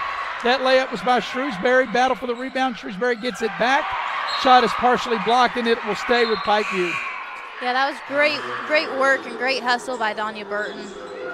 Yeah, Beckley did everything, but then Gunner not able to finish the layup. So Ellis will check out. Zoe Williams will check in. Here's Pikeview putting the ball inbounds. Burks in the center of the lane, throws it up to the basket. It won't go, but she'll draw the foul, and Tyler Burks will step up to the line. And that's going to be on Gunner, and that will be her third. And even 4 minutes left here in the third quarter. Beckley's lead is 8. They've led by as many as 11 on a couple different occasions. Pikeview has been as close as 2, but they've never led in the game. Burks' first free throw is no good. And no quitting this Pikeview team at all. So Ellis just came out of the game. Now she's going to check back in. So they brought Zoe Williams in for Ellis, and now they'll put Ellis in for Gunner. Second free throw coming for Burks. Second free throw on its way. No good. She missed them both. And Ellis clears the rebound for Beckley.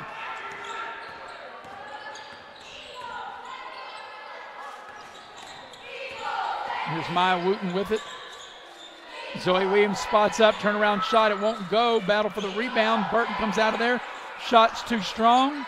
And Pikeview comes out of there with the loose ball. Here's Riley Meadows ahead of the pack, and she'll lay it up and in. Riley Meadows able to score. And that puts Riley Meadows into double figures. And that was a good move, to be able to, see the defense coming up behind her and to do a little pump fake. Abby Dillon for 3. Got it! right down the chute for Abby Dillon. They went inside out, and Abby Dillon able to spot up and drain the 3 ball. Here's a turnover, Wooten with it. She'll go in for the short layup, miss, but get her own rebound. Zoe Williams in the lane, leaves it short. Here's Riley Meadows again ahead of the pack. Goes in, puts up the shot, misses, but good defense by Wooten. And good hustle as it'll stay with Pikeview, but Wooten's getting back, caused that missed layup. And I love the hug right there because she saved the ball off the head of Alana Ellis as a good heads-up play by Alana, but it stays right here with Pikeview. So Avalon Lynch will check back into the lineup. 2:51 left here in the third. Pikeview, a little short shot into the lane, off the glass, up and in by Justice. Haley Justice, that's a nice move. And as you talked about, Eric, Pikeview's not going away. They've battled and battled. They haven't been able to get over the hump yet. Beckley's been able to answer every time Pikeview's made a little run. Yeah, but this is one of these, every heavyweight games because Pikeview's not going to go away. Every time Beckley tries to extend it to double digits again, they come up with a steal and a score. Burton on the drive, puts up the short shot. It won't go, got her own rebound. Lynch from the baseline knocks it down. What a big game on both ends of the floor by Lynch, and Pikeview wants a timeout. We'll take it with them. 2:14 for the third. Beckley up 43-34. We'll be right back here on Video Productions. Compliance helped me lose 50 pounds by freeing up tasks like payroll, HR, and bookkeeping. I'm now free to do what I want. With compliance, you can do what you want to do. Compliance, we've got your back office. In 4th down, seconds on the clock. He hands it off, finds a hole in the middle. Clear, nothing but Brian moves! Incredible! A touchdown for the win. I can't believe it. Pizza, better with Pepsi. Here we grow again. Pioneer Community Bank is proud to offer a network of banks right here in our communities. By offering you more locations, Pioneer continues to meet all your banking needs where you are. Please stop by our New Harper Road location. We are truly investing in Southern West Virginia. Pioneer Community Bank. Friendly service, great products. Member FDIC, Equal Housing Lender.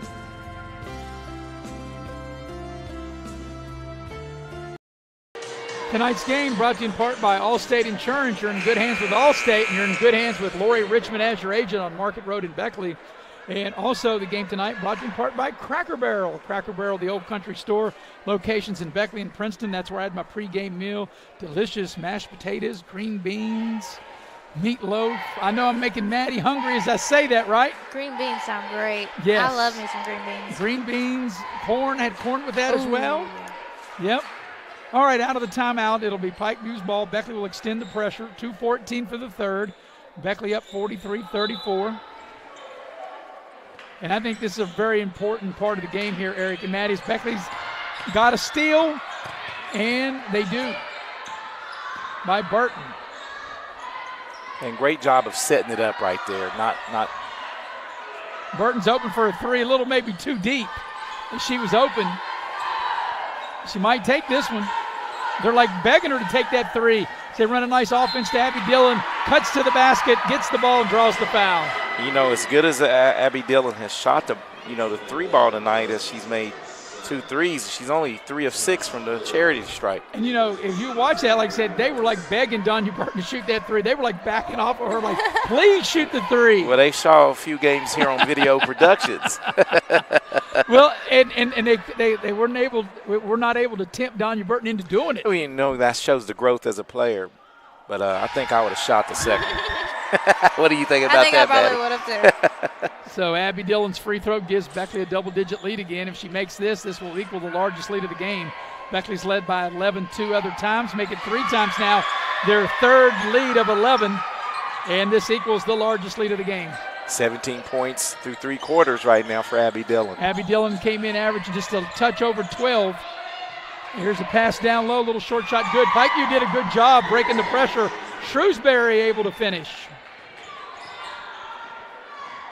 Minute and a half remaining in the third. Here's Zoe Williams.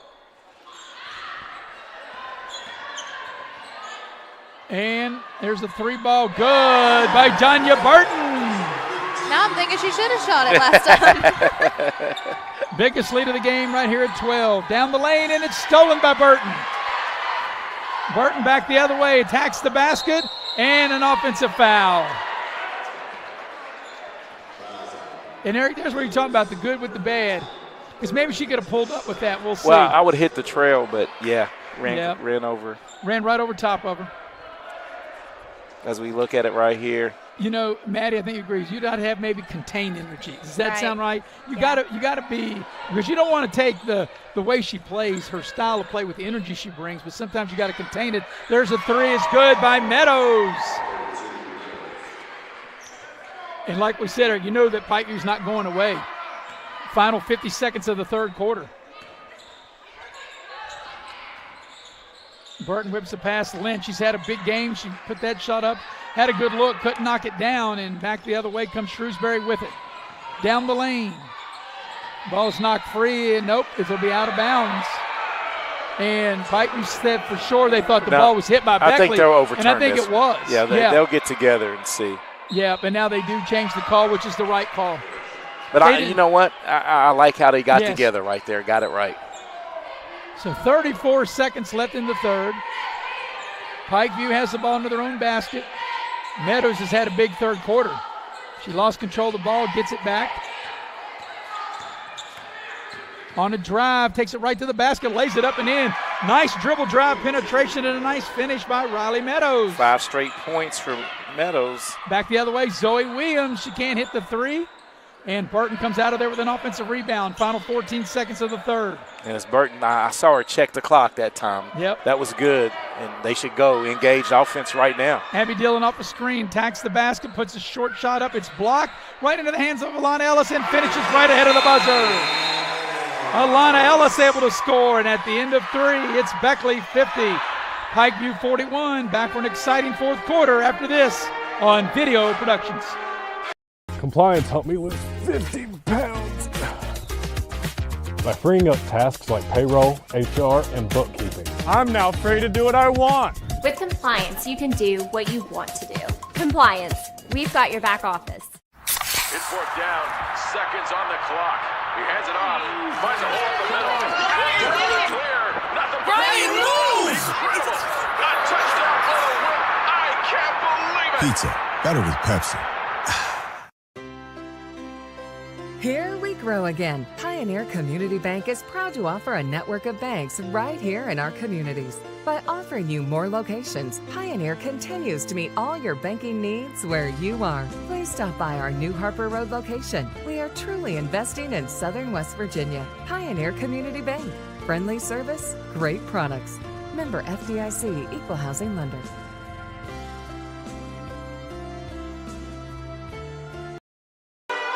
Tonight's game is brought to you in part by Affinity Coal Company. They offer no premium, no deductible health insurance with dental and vision coverage. They also offer a company-paid life insurance, prescription drug coverage, and a company-matching 401k plan. You can apply for a job with Affinity Coal Company, and you can go online through their Facebook page at United Coal Company. And I'll tell you what, that band, like I said, my brain is just rattling whenever that band plays. I only think it plays when you talk, Mayor. I think so. Maybe they're trying to tell me something. Trying to tell me shut up, right? That's the voice of Eric Thomas trying to be a comedian. All the comedians out of work, and he's trying to be one, Maddie. How about that, huh? We got the brains of the outfit with us, which is Faith Alexander, is Pritt into the lineup to start the fourth quarter. Alana Ellis, who hit the last shot at the end of the third, shoots the first shot of the fourth and misses a little baseline shot, but it's out of bounds. It will stay with Beckley. And great hustle on the glass right there by Burton. And Ellis, I like that little baseline shot. Just fell a little short, but good offensive movement that time. That was a good look. Even though she didn't knock down the shot, it was still a good look. Ball's into Zoe Williams. Beckley's led by as many as 12 tonight and leads 9 here as into the fourth quarter. There's Alana Ellis with it, finds Burton. Burton on the drive. They cut her off. Trying to get the ball back to Abby Dillon, reset the offense.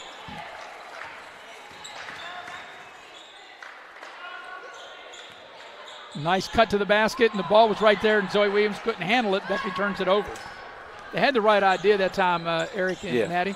Great cut, just That's long. Yeah, you could say that three was too strong when it left the hands of Hall, and on the rebound we got a whistle, and we're going to have a Beckley foul. That's the first foul of the quarter. That's going to be on Burton on the grab, and not a shooting foul, and that'll be the first of the first of the fourth quarters. Waldron will check in for Pikeview. And second of the game for Danya Burton.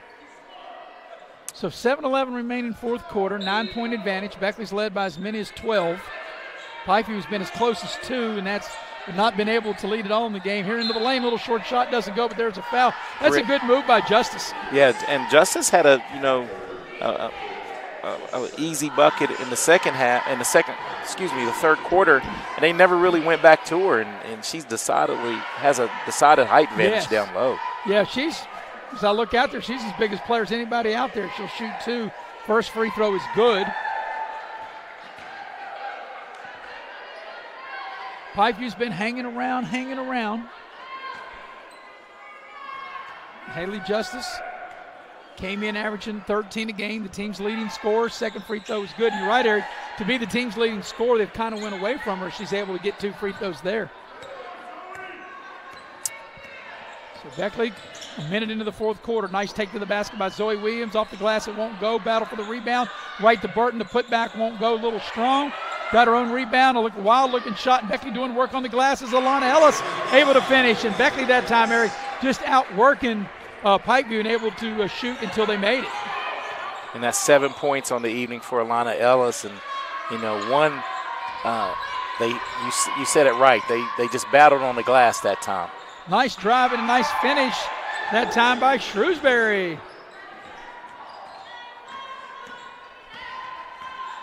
But at some point, Matt, if you're Pikeview, you got to get stops. You can't just keep trading baskets with Beckley. 6:20, there's an inside pass to Burton and able to finish and draw the foul. And great cut by Burton and great look, entry pass by Ellis off of the cut, a much-needed bucket. So they should count the basket. And that should take it to 54, which they now do. 6:20 left here in the fourth quarter as Ellis will come out, Gunner back into the ball game. Also, Maya Wooten will check back in. Gunner trying to polish off a three-point play. Free throw is no good. Burton, I beg your pardon. I knew that. You do some of these games, sometimes all the names just run together. That's why I've called Maddie Abbey a couple of times. Well, it doesn't help if their numbers are camouflaged. Right. So. Well, even I don't think I can use that excuse tonight. What a nice shot by Shrewsbury. Back-to-back buckets by Shrewsbury here in the fourth. Here's Wooten into the lane. A little short shot, it won't go. Battle for the rebound, and there is Pikeview coming out there with it with Justice. There's a pass ahead to Shrewsbury. Going in, lay it up and in, and scores. Might need a timeout here. Pikeview was down like 9 a minute ago. They've cut it now to 5. Into the lane. Burton off the glass, too strong. And rebound goes to Justice for Pikeview. And right now, Pikeview's getting all the 50-50 balls and playing with a little more urgency. Riley Meadows misses the short shot right into the lane. The putback is good by Hall. Timeout. And now they've cut Beckley's lead to 3. 5:13 left here in regulation. 30-second timeout. We'll keep it here. And we'll tell you that tonight's game is brought to you in part by Dr. John Tabbitt, which is the West Virginia Orthopedic Trauma. West Virginia Orthopedic and Trauma, Dr. John Tabbitt. Whether you're in a car accident or a sports-related injury, Dr. Tabbitt and his staff will get you back on your feet, located on Woodcrest Drive in Beckley. Also, the game tonight brought to you in part by Modley's. Modley's Plumbing and Heating. Never know when you need a plumber until you need a plumber. The good folks at Modley's at 304-253-HELP. Well, Maddie, 5:13 left in regulation. Pikeview has been behind by as many as 12. They've got as close as 2, but they've never been able to get the game tied or taken the lead, and we knew they weren't going to go away. We got a real battle, crunch time here over the next 5:13. Well, like you said, a few minutes ago, so far Pikeview is getting all the 50-50 balls, and they've been doing really well, fast breaks, getting a little drive, getting little twos. I think if Beckley can kind of, keep up with that and kind of get some stops, I think they can keep a good distance in the score. So out of the timeout, Eric, Beckley will have the ball. I think this is a very big possession out of this timeout. Yeah, exactly right. And any coach wants to score out of the timeout that they had to take to stop this Pikeview run. Right now in this quarter, they've outscored Beckley 10-4. Like you said, they were down 9 a minute ago. They've cut it to 3. Here's Abby Dillon on the drive, tacks the basket off the glass and won't go.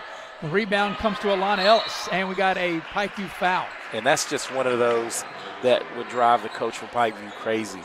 That was one they just play through. Should have had the ball yeah. and then pick up a foul.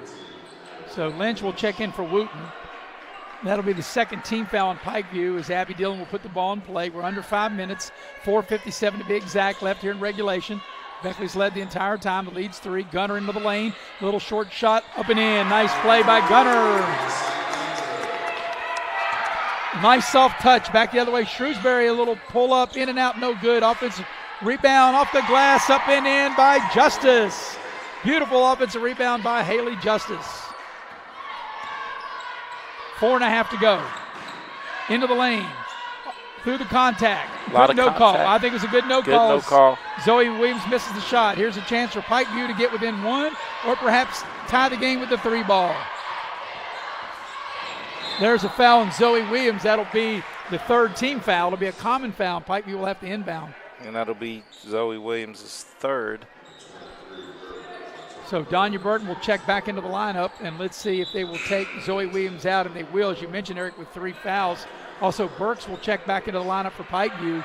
4:21 remaining fourth quarter, 3-point game as Pikeview gets set to put the ball in play with Hall. Maybe some defense for the offense right here because you got to get a stop. 15-footer from the right elbow doesn't go for Shrewsbury. Great rebound by Alana Ellis, and a nice job by Burks to tie her up and keep the possession for Pikeview. Yeah, and that's one where Alana would like to have back. She usually keeps that rebound in close to her chest, and she brought it down low and got tied up.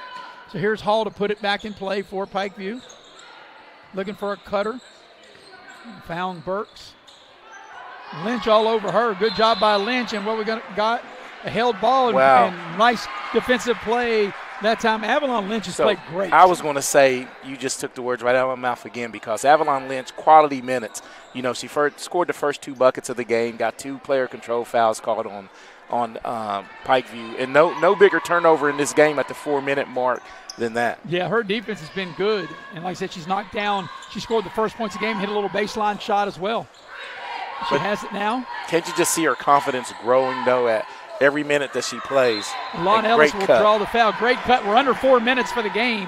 3:55, and you're right. That was a great cut. Great half-court set that time, Maddie, as we watch Alana Ellis on the cut.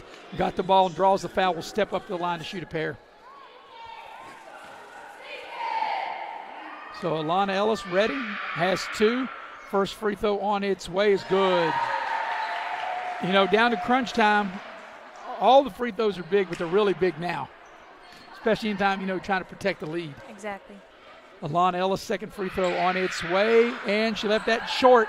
Battle for the rebound, held ball, and it'll go over to Pikeview. So now it's a 4-point Beckley lead with 3:54 left, and Eric, we got a lot of possessions left in this game. You sure do, and Ellis not able to cash in on that second free throw.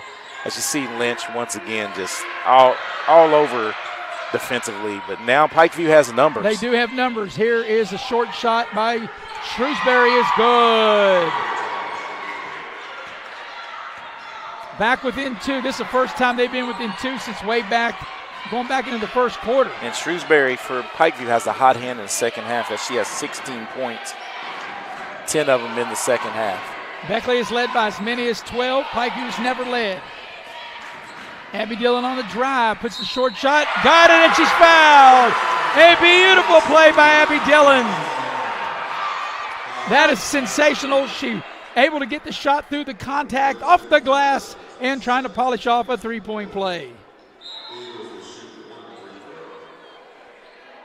Abby Dillon has had her best game offensively here tonight. Closing in on 20 points tonight, Eric? Yeah, sorry, Maris. I was trying to see what the substitution situation was right here. Yeah, 19 points. This could be her 20th point. So Abby Dillon trying to polish off a 3-point play, and she does with 3:19 left in regulation, giving Beckley the 5-point lead at 60-55. Beckley puts on the pressure. And that's a foul. I think if you're Beckley, you really don't want that foul. Wooten commits the foul. That's going to be a common foul. That'll be the 14th foul. So from this point on, Maddie and Eric, with 3:14 left in regulation, 5-point Beckley lead, we'll be shooting free throws the rest of the way. Yeah, and on the flip side for Pikeview, so now you have to play defense as clean as you can. Here's Pikeview with it into the lane. The shot's blocked by Alana Ellis as Justice was like wheeling and dealing into the lane, and a nice defensive play by Alana Ellis. And Alana Ellis did a great job of sliding her feet and staying vertical. That was a big defensive play right there. Shrewsbury will put it in play on the baseline. 3:10 left in the game, 5-point Beckley lead. Here's Burks with it. Shaking and baking into the lane, and she'll draw the foul and get to the line. And I think that's going to be on Wooten on the reach. Yep. Yep.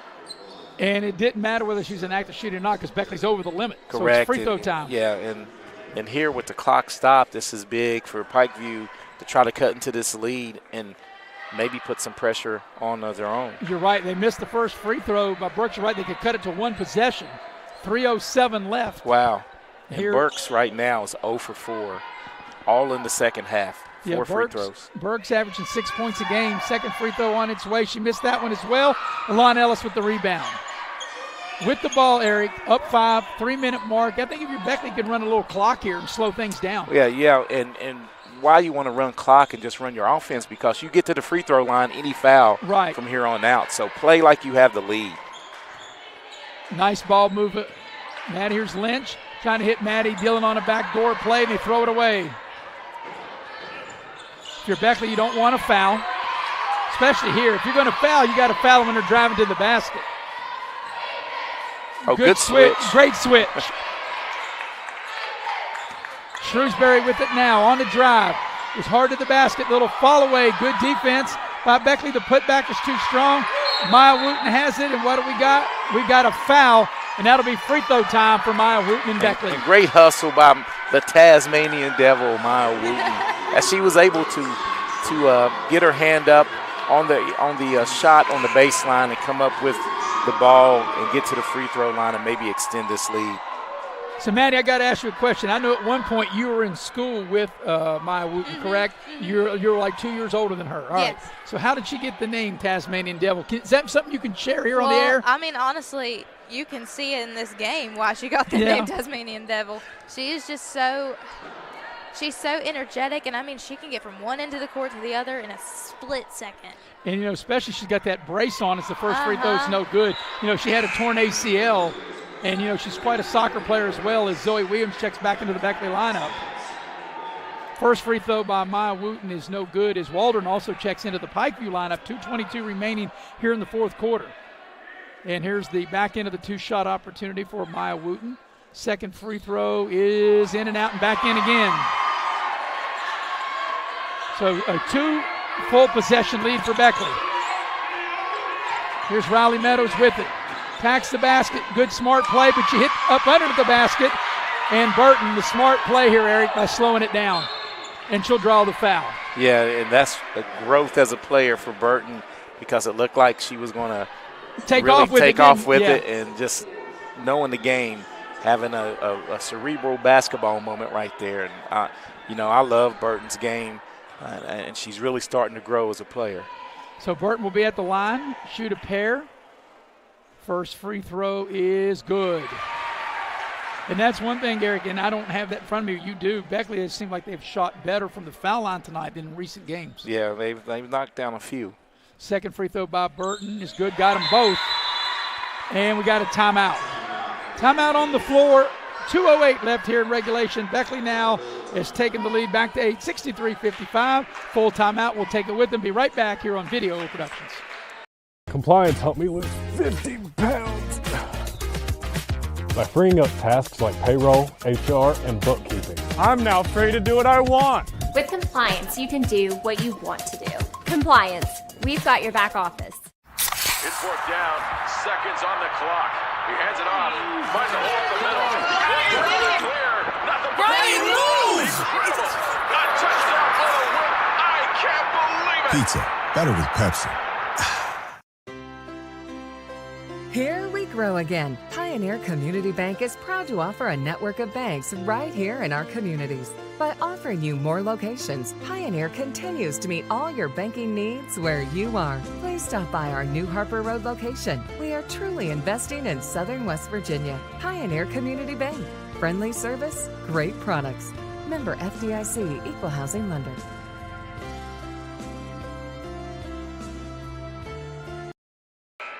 .208 remaining in the ball game. Beckley with an 8-point lead at 63-55 with Eric Thomas and Maddie Belcher. I'm Maris Lowry. Brains of the outfit, Faith Alexander producing and directing. Jackie Moon on camera. And, well, this has been a battle, Maddie. You know, Beckley is led by as many as 12. They led by 11 a couple times in the first half, by 12 in the second half. Pikeview's been able to get as close as 2, but not been able to get over the hump.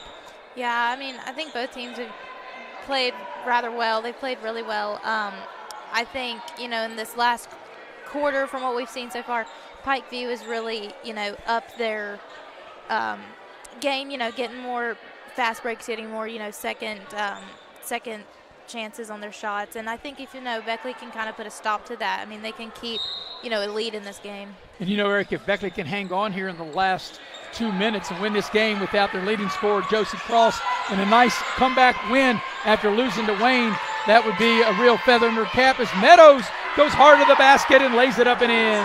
Beautiful ball fake right there by Meadows at the key, top of the key to get to the rim. Yeah, Riley Meadows had a big game. Here's Burton back the other way.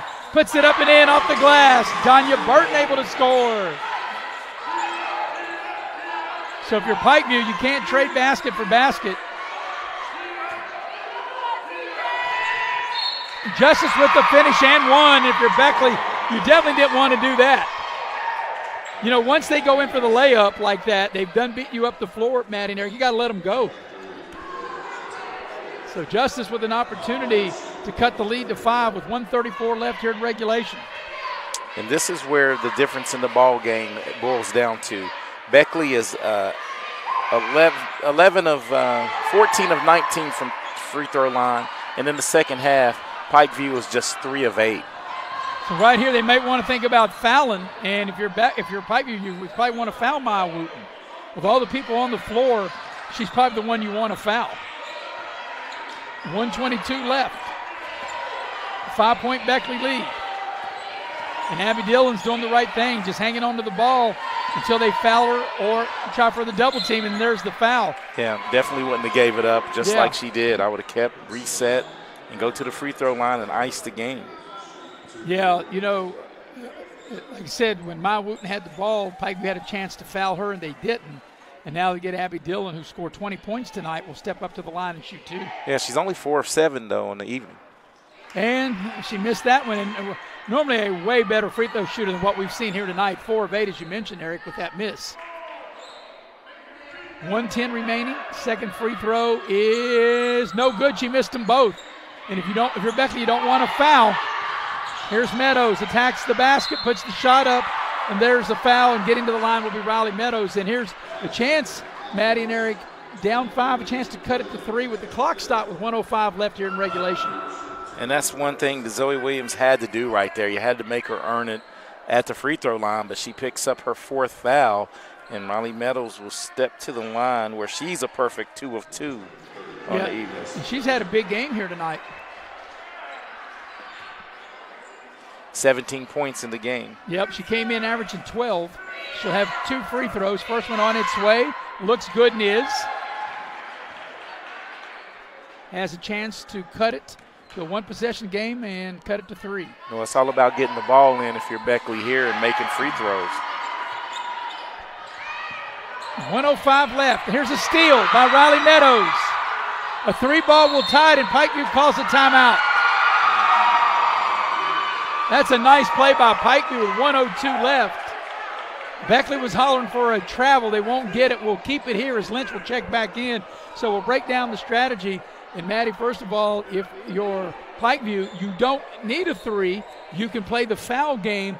But right now, you're thinking about Riley Meadows has had the hot hand for Pikeview. Yeah, I think, like you said, I mean, if you're Pikeview, you need to be patient. I wouldn't go, firing off any 3 that was available. But if you are Riley Meadows, she's been doing a really good job at, driving, finishing the layup, and finishing her foul shots. So I think if you're Pikeview, get the ball to her and see what she can do. And, Eric, your thoughts here of how both teams will play out this final 102. Well, first of all, with this offensive possession, Maddie is spot on, but I would run two-man game. I would give the ball into Riley Meadows' hands out on the wing and force the Beckley bigs. I would run Haley Justice for a screen, and they've been the two hot hands, and I would play two-man ball right there. If they hedge on the drive by Meadows, dump it down to Justice, and vice versa. If they don't hedge, get to the rim.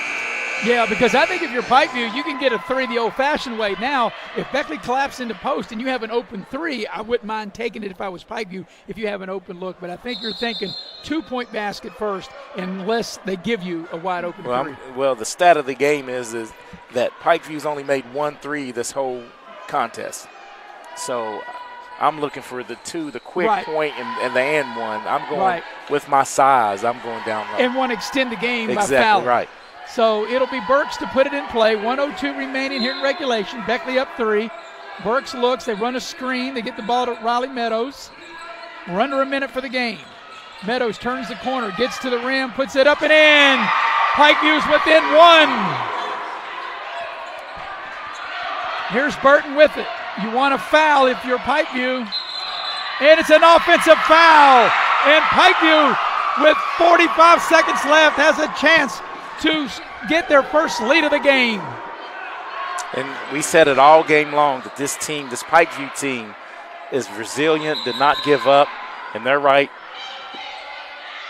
They're going to bring Wooten in for defensive purposes here, but I'll tell you what, and Maddie, you touched on it, Riley Meadows, you're going to get her, she's going to inbound the ball, but you got to get the ball in her hands and let her go to the basket.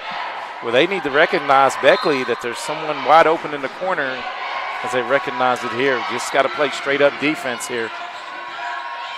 Here's Burks with it. 38 seconds remaining.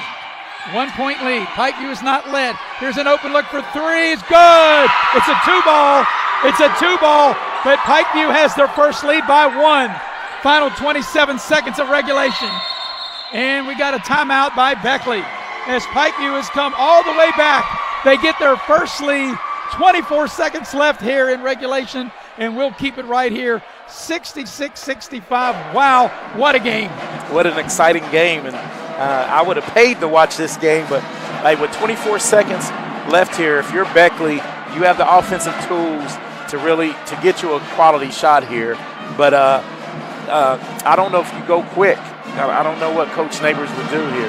Well, Maddie, I want to get your take, and then I'll give my opinion. What's your take here in the final 24 seconds? I think, right now if you're Beckley, you need to get some shots up. You need to be able to get the score up. But I think it's very important, like we saw a few seconds ago, to know where you're at on the court and to know, where the defense is, because that was a good charge by Riley Meadows. And honestly, it wasn't even really, an intentional foul from Beckley.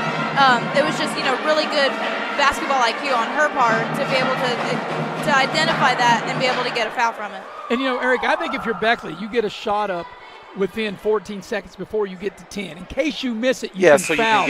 Or you can get an offensive rebound. Or get a rebound. But I think you don't have to go real quick, but I think you want to get a shot off, like I said, before there's 10 seconds left. And you got a lot of different options here. A lot of options. You've got Abby Dillon off the drive. You've got Zoe Williams off the drive. You can get the ball inside, and let's see if they'll have Gunner in there. She's played well getting the ball inside. You got Burton off the drive. So Beckley's got 3 or 4 different options they can go to. From the looks of the lineup, I don't think Zoe Williams is in the contest. No, you're right, because she was sitting down, but now she's not. So you're looking at Abby Dillon off the drive, and you've got Gunner and Ellis inside. We'll see what Beckley does. 24 seconds remaining. Pikeview, their first lead. And Beckley will inbound, side out across the way. And this is the important thing, trying to get the ball in. Yeah, and that's what they had trouble doing the last couple of times, getting the ball in as they get it in. Comes in Abby Dillon in the backcourt. Both teams over the limit in fouls. They got them spread out. And here's plenty of driving lanes for Abby Dillon. Hands it to Lynch. Back to Abby Dillon, 12 seconds left. She's got to go. Abby Dillon on the drive, tacks the basket, puts the shot up. Good, and she's fouled with 6.9 seconds left. And a great job by Beckley to spread them out. And once they spread them out, Abby Dillon able to attack to get the hoop and the harm.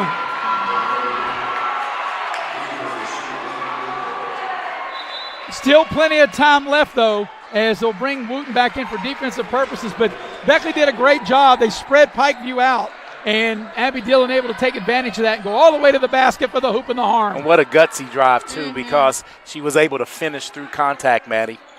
And one thing, if you can't foul if you're Beckley's, the free throw's good. 2-point Beckley lead. Here we go, final 6 seconds. And the ball's thrown away. And it's Pikeview throws it away, and Beckley will win the game.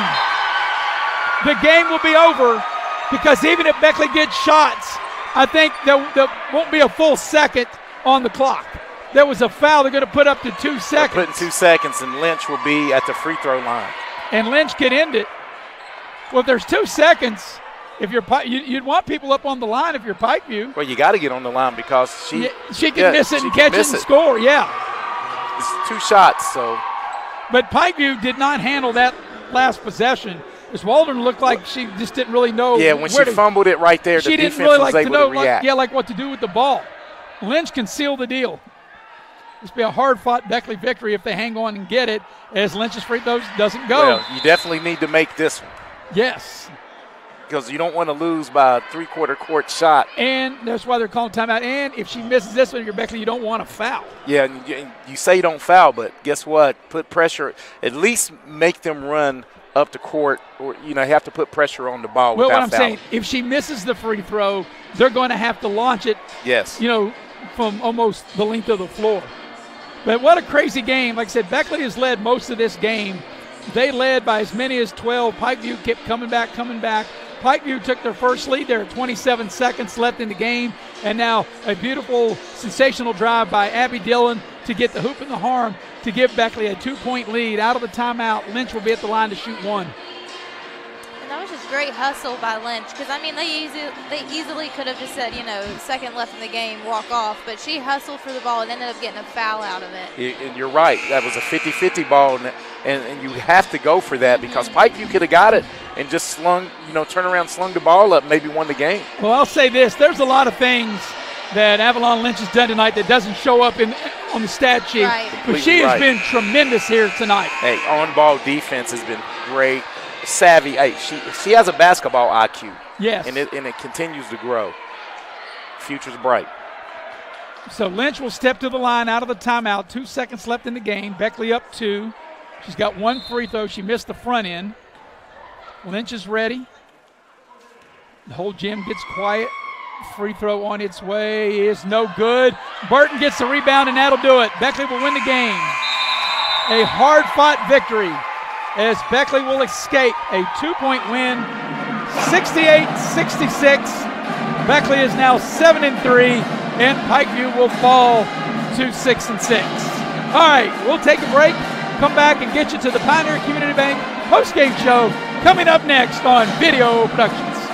Welcome, folks, to the most mouth-watering showdown on television, the Hangry Games Ultimate Snack-Off, right here at your local Little General store. As the snacks fly and the deli slices, remember, dear viewers, every item they're using can be found at your nearest Little General store, where creativity meets convenience. Keep your appetites brave and your snacks ready. Take a ride to the north side and get your Big John deal at Mid-State Ford in Summersville. And here's the top 5 reasons to shop Mid-State Ford. You'll find the largest inventory, award-winning service, financing made easy for everyone, highest trade-in value. And the number 1 reason to shop Mid-State Ford is where you'll find your Big John deal. Mid-State Ford in Summersville, MidStateFordWV.com.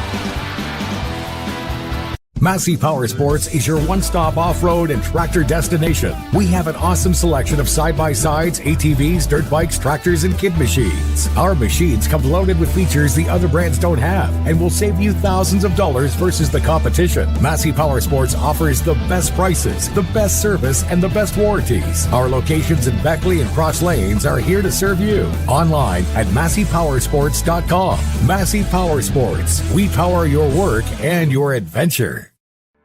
You have a goal. You know what you want. Start with us, New River Community and Technical College, your community college. Take classes online or in a classroom in Beaver, Lewisburg, Summersville, or Princeton, or step outside the classroom in one of our technical or health programs. Find flexible and affordable options to help you reach your goal. It's closer than you think when you start with us, New River Community and Technical College. Apply today. It's fourth down, seconds on the clock. He hands it off, finds a hole up the middle. Clear, nothing but incredible. A touchdown for the win. I can't believe it. Pizza, better with Pepsi. And we welcome you back to the gymnasium here at Beckley Woodrow Wilson High School. Wow, we all got to catch our breath. What a very exciting game. Perhaps, Eric and Maddie, the most exciting game we've had yet this year. It was tremendous, and it sure was exciting as Beckley able to pull it out after leading pretty much the whole game. They win the ball game, does Beckley, 68-66. Beckley's now 7-3 on the year. Pikeview falls to 6-6. Beckley got off to a good start. They scored the first 7 points of the game. They led 7-0. They got up 15-4, which was the biggest lead at that point, 11, and then they led 15-11 at the end of the quarter. They also led by 11 in that second quarter at 25-14, and they led 31-26 at the break. Beckley got up by 12 in the third quarter, and they led by 9 at the end of 3, 50-41. Pikeview was fighting back in there. You know, it was 9, then it was 7, it was cut to 2, but Pikeview could never get over the hump until the final 27 seconds left, and Pikeview went up by 2. Then Beckley able to rally, and they rallied really right there at the end of the ball game when they were down. But actually, Pikeview went up by 1, and Beckley got a three-point play, a beautiful play by Abby Dillon, with Beckley down 66-65 in the final 24 seconds. Abby Dillon able to drive to the basket, get the hoop, draw the foul, and polish off a three-point play. And then Beckley hangs on. They win the ball game 68-66. When we come back, we'll go into Maddie's corner. Maddie will give her final thoughts of this game. Eric will go inside the numbers with Pepsi, and we'll do that on the other side of the break here on Video Productions. Here we grow again. Pioneer Community Bank is proud to offer a network of banks right here in our communities. By offering you more locations, Pioneer continues to meet all your banking needs where you are. Please stop by our New Harper Road location. We are truly investing in Southern West Virginia. Pioneer Community Bank. Friendly service, great products. Member FDIC, Equal Housing Lender. Hey, Wes! Why'd we settle on skydiving? Well, it's fall, and we're falling. I thought we could do a commercial about falling prices. Get it? I guess. Where's your chute? I knew I forgot something. Later. During Truck Month, get invoice pricing on all 1,500 Sierras and Yukons, or ask about discounts up to $9,000 with no payments till next year. Hey, I can see my house. GMC, we are professional grade. Hey, my name's Paige, and what makes the Chick-fil-A chicken sandwich original to me is the crispiness of the breading and the tenderness of the filet. It's tasty, it's warm, it's total satisfaction. Hi, this is Tanya, and what makes the Chick-fil-A chicken sandwich original to me is that warm bun, the perfectly seasoned chicken, and that pickle. Woo! I love it. There's a taste of my childhood in every bite.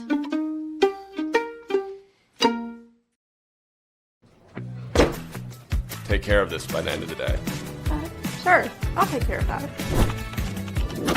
Done. It's that easy with compliance. Compliance. We've got your back office. Don't drop the ball. Come see your hometown legends at the all-new Greenbrier Ford in Beckley. We won't be beat.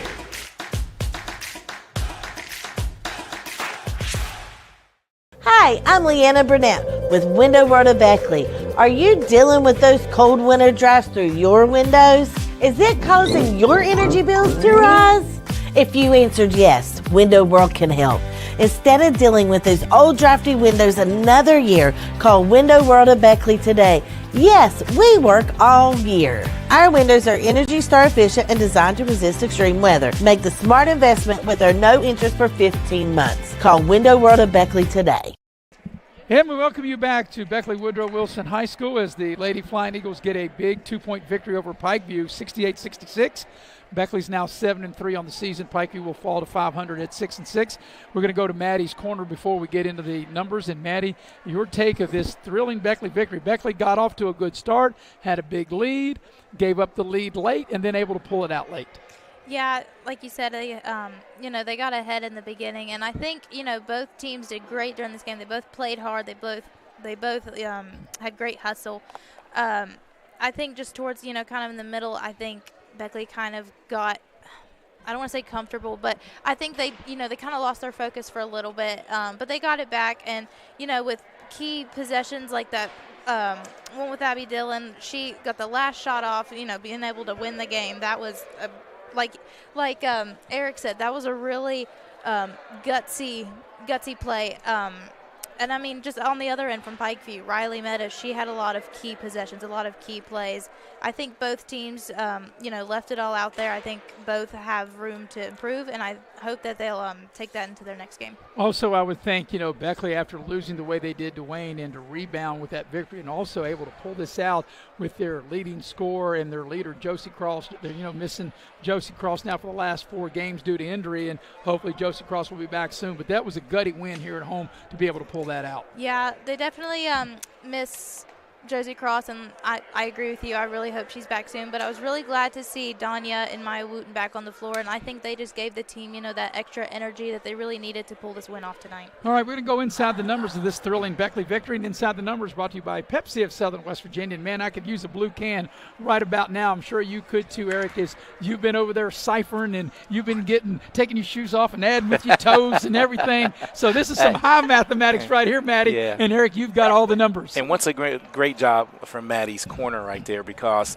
my numbers will reflect what she said. Riley Meadows for Pikeview really upped her game in the second half. She finished with 21 points, Mares. She made the only 3 ball of the night for Pikeview. She was a perfect 4-4 from the free throw line with 7 2-point field goals as she was trying to will her team to the comeback victory. So she finishes with 21 points. Haley Justice adds 13. The leading scorer did most of her damage in the second half. In that pivotal fourth quarter, she scored 7 points and was a perfect 3 of 3 at the free throw line. Jalen Shrewsbury had 16, and she was a perfect 2 of 2 for the free throw line. So Pikeview on the evening made 21 twos, only 1 3, shot 18 free throws, but only made 11 of them, 68%. Difference in the game. That's the difference in the ball game. On the flip side, best floor game by far by Abby Dillon tonight. I mean, she made crucial shots, didn't hang her head. She made 1 turnover late in the game that she was and missed 2 free throws. But she was able to come back with a big 3-point play to win the game late. She finished with 23 points on 5 2-point field goals and 2 threes to lead the way. Zoe Williams had 12 points, and she's just been steady for Beckley.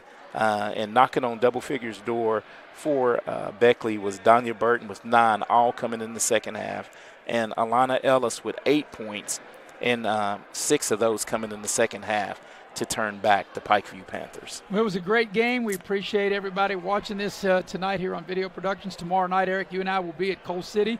We'll have a boys game between Shady and Independence. That's scheduled to tip at 7 o'clock. You know how to get to Coal City? Believe it or not, I do. Believe it or not, I do. Yeah, from back in the day, the old Coal City Colts back in the day. And I remember a play that South of Beckley used to run called the Coal City Bomb. So believe me, I know how to get there. And then on Saturday, we'll be at the Raleigh County Convention Center. We'll have a Tech doubleheader. By the way, if you're planning on coming to the game Saturday Tech, it's free. And Eric, you and I will have the men's game at 1. Bill O'Brien and Mark Montgomery will have the women's game at 3. So for our entire staff here at Beckley tonight, we appreciate the brains of the outfit. Faith Alexander did a great job producing and directing. For our cameraman, Jackie Moon. For Maddie Belcher, my partner, Eric Thomas, I'm Maris Lowry, repeating the final score. Beckley, they defeat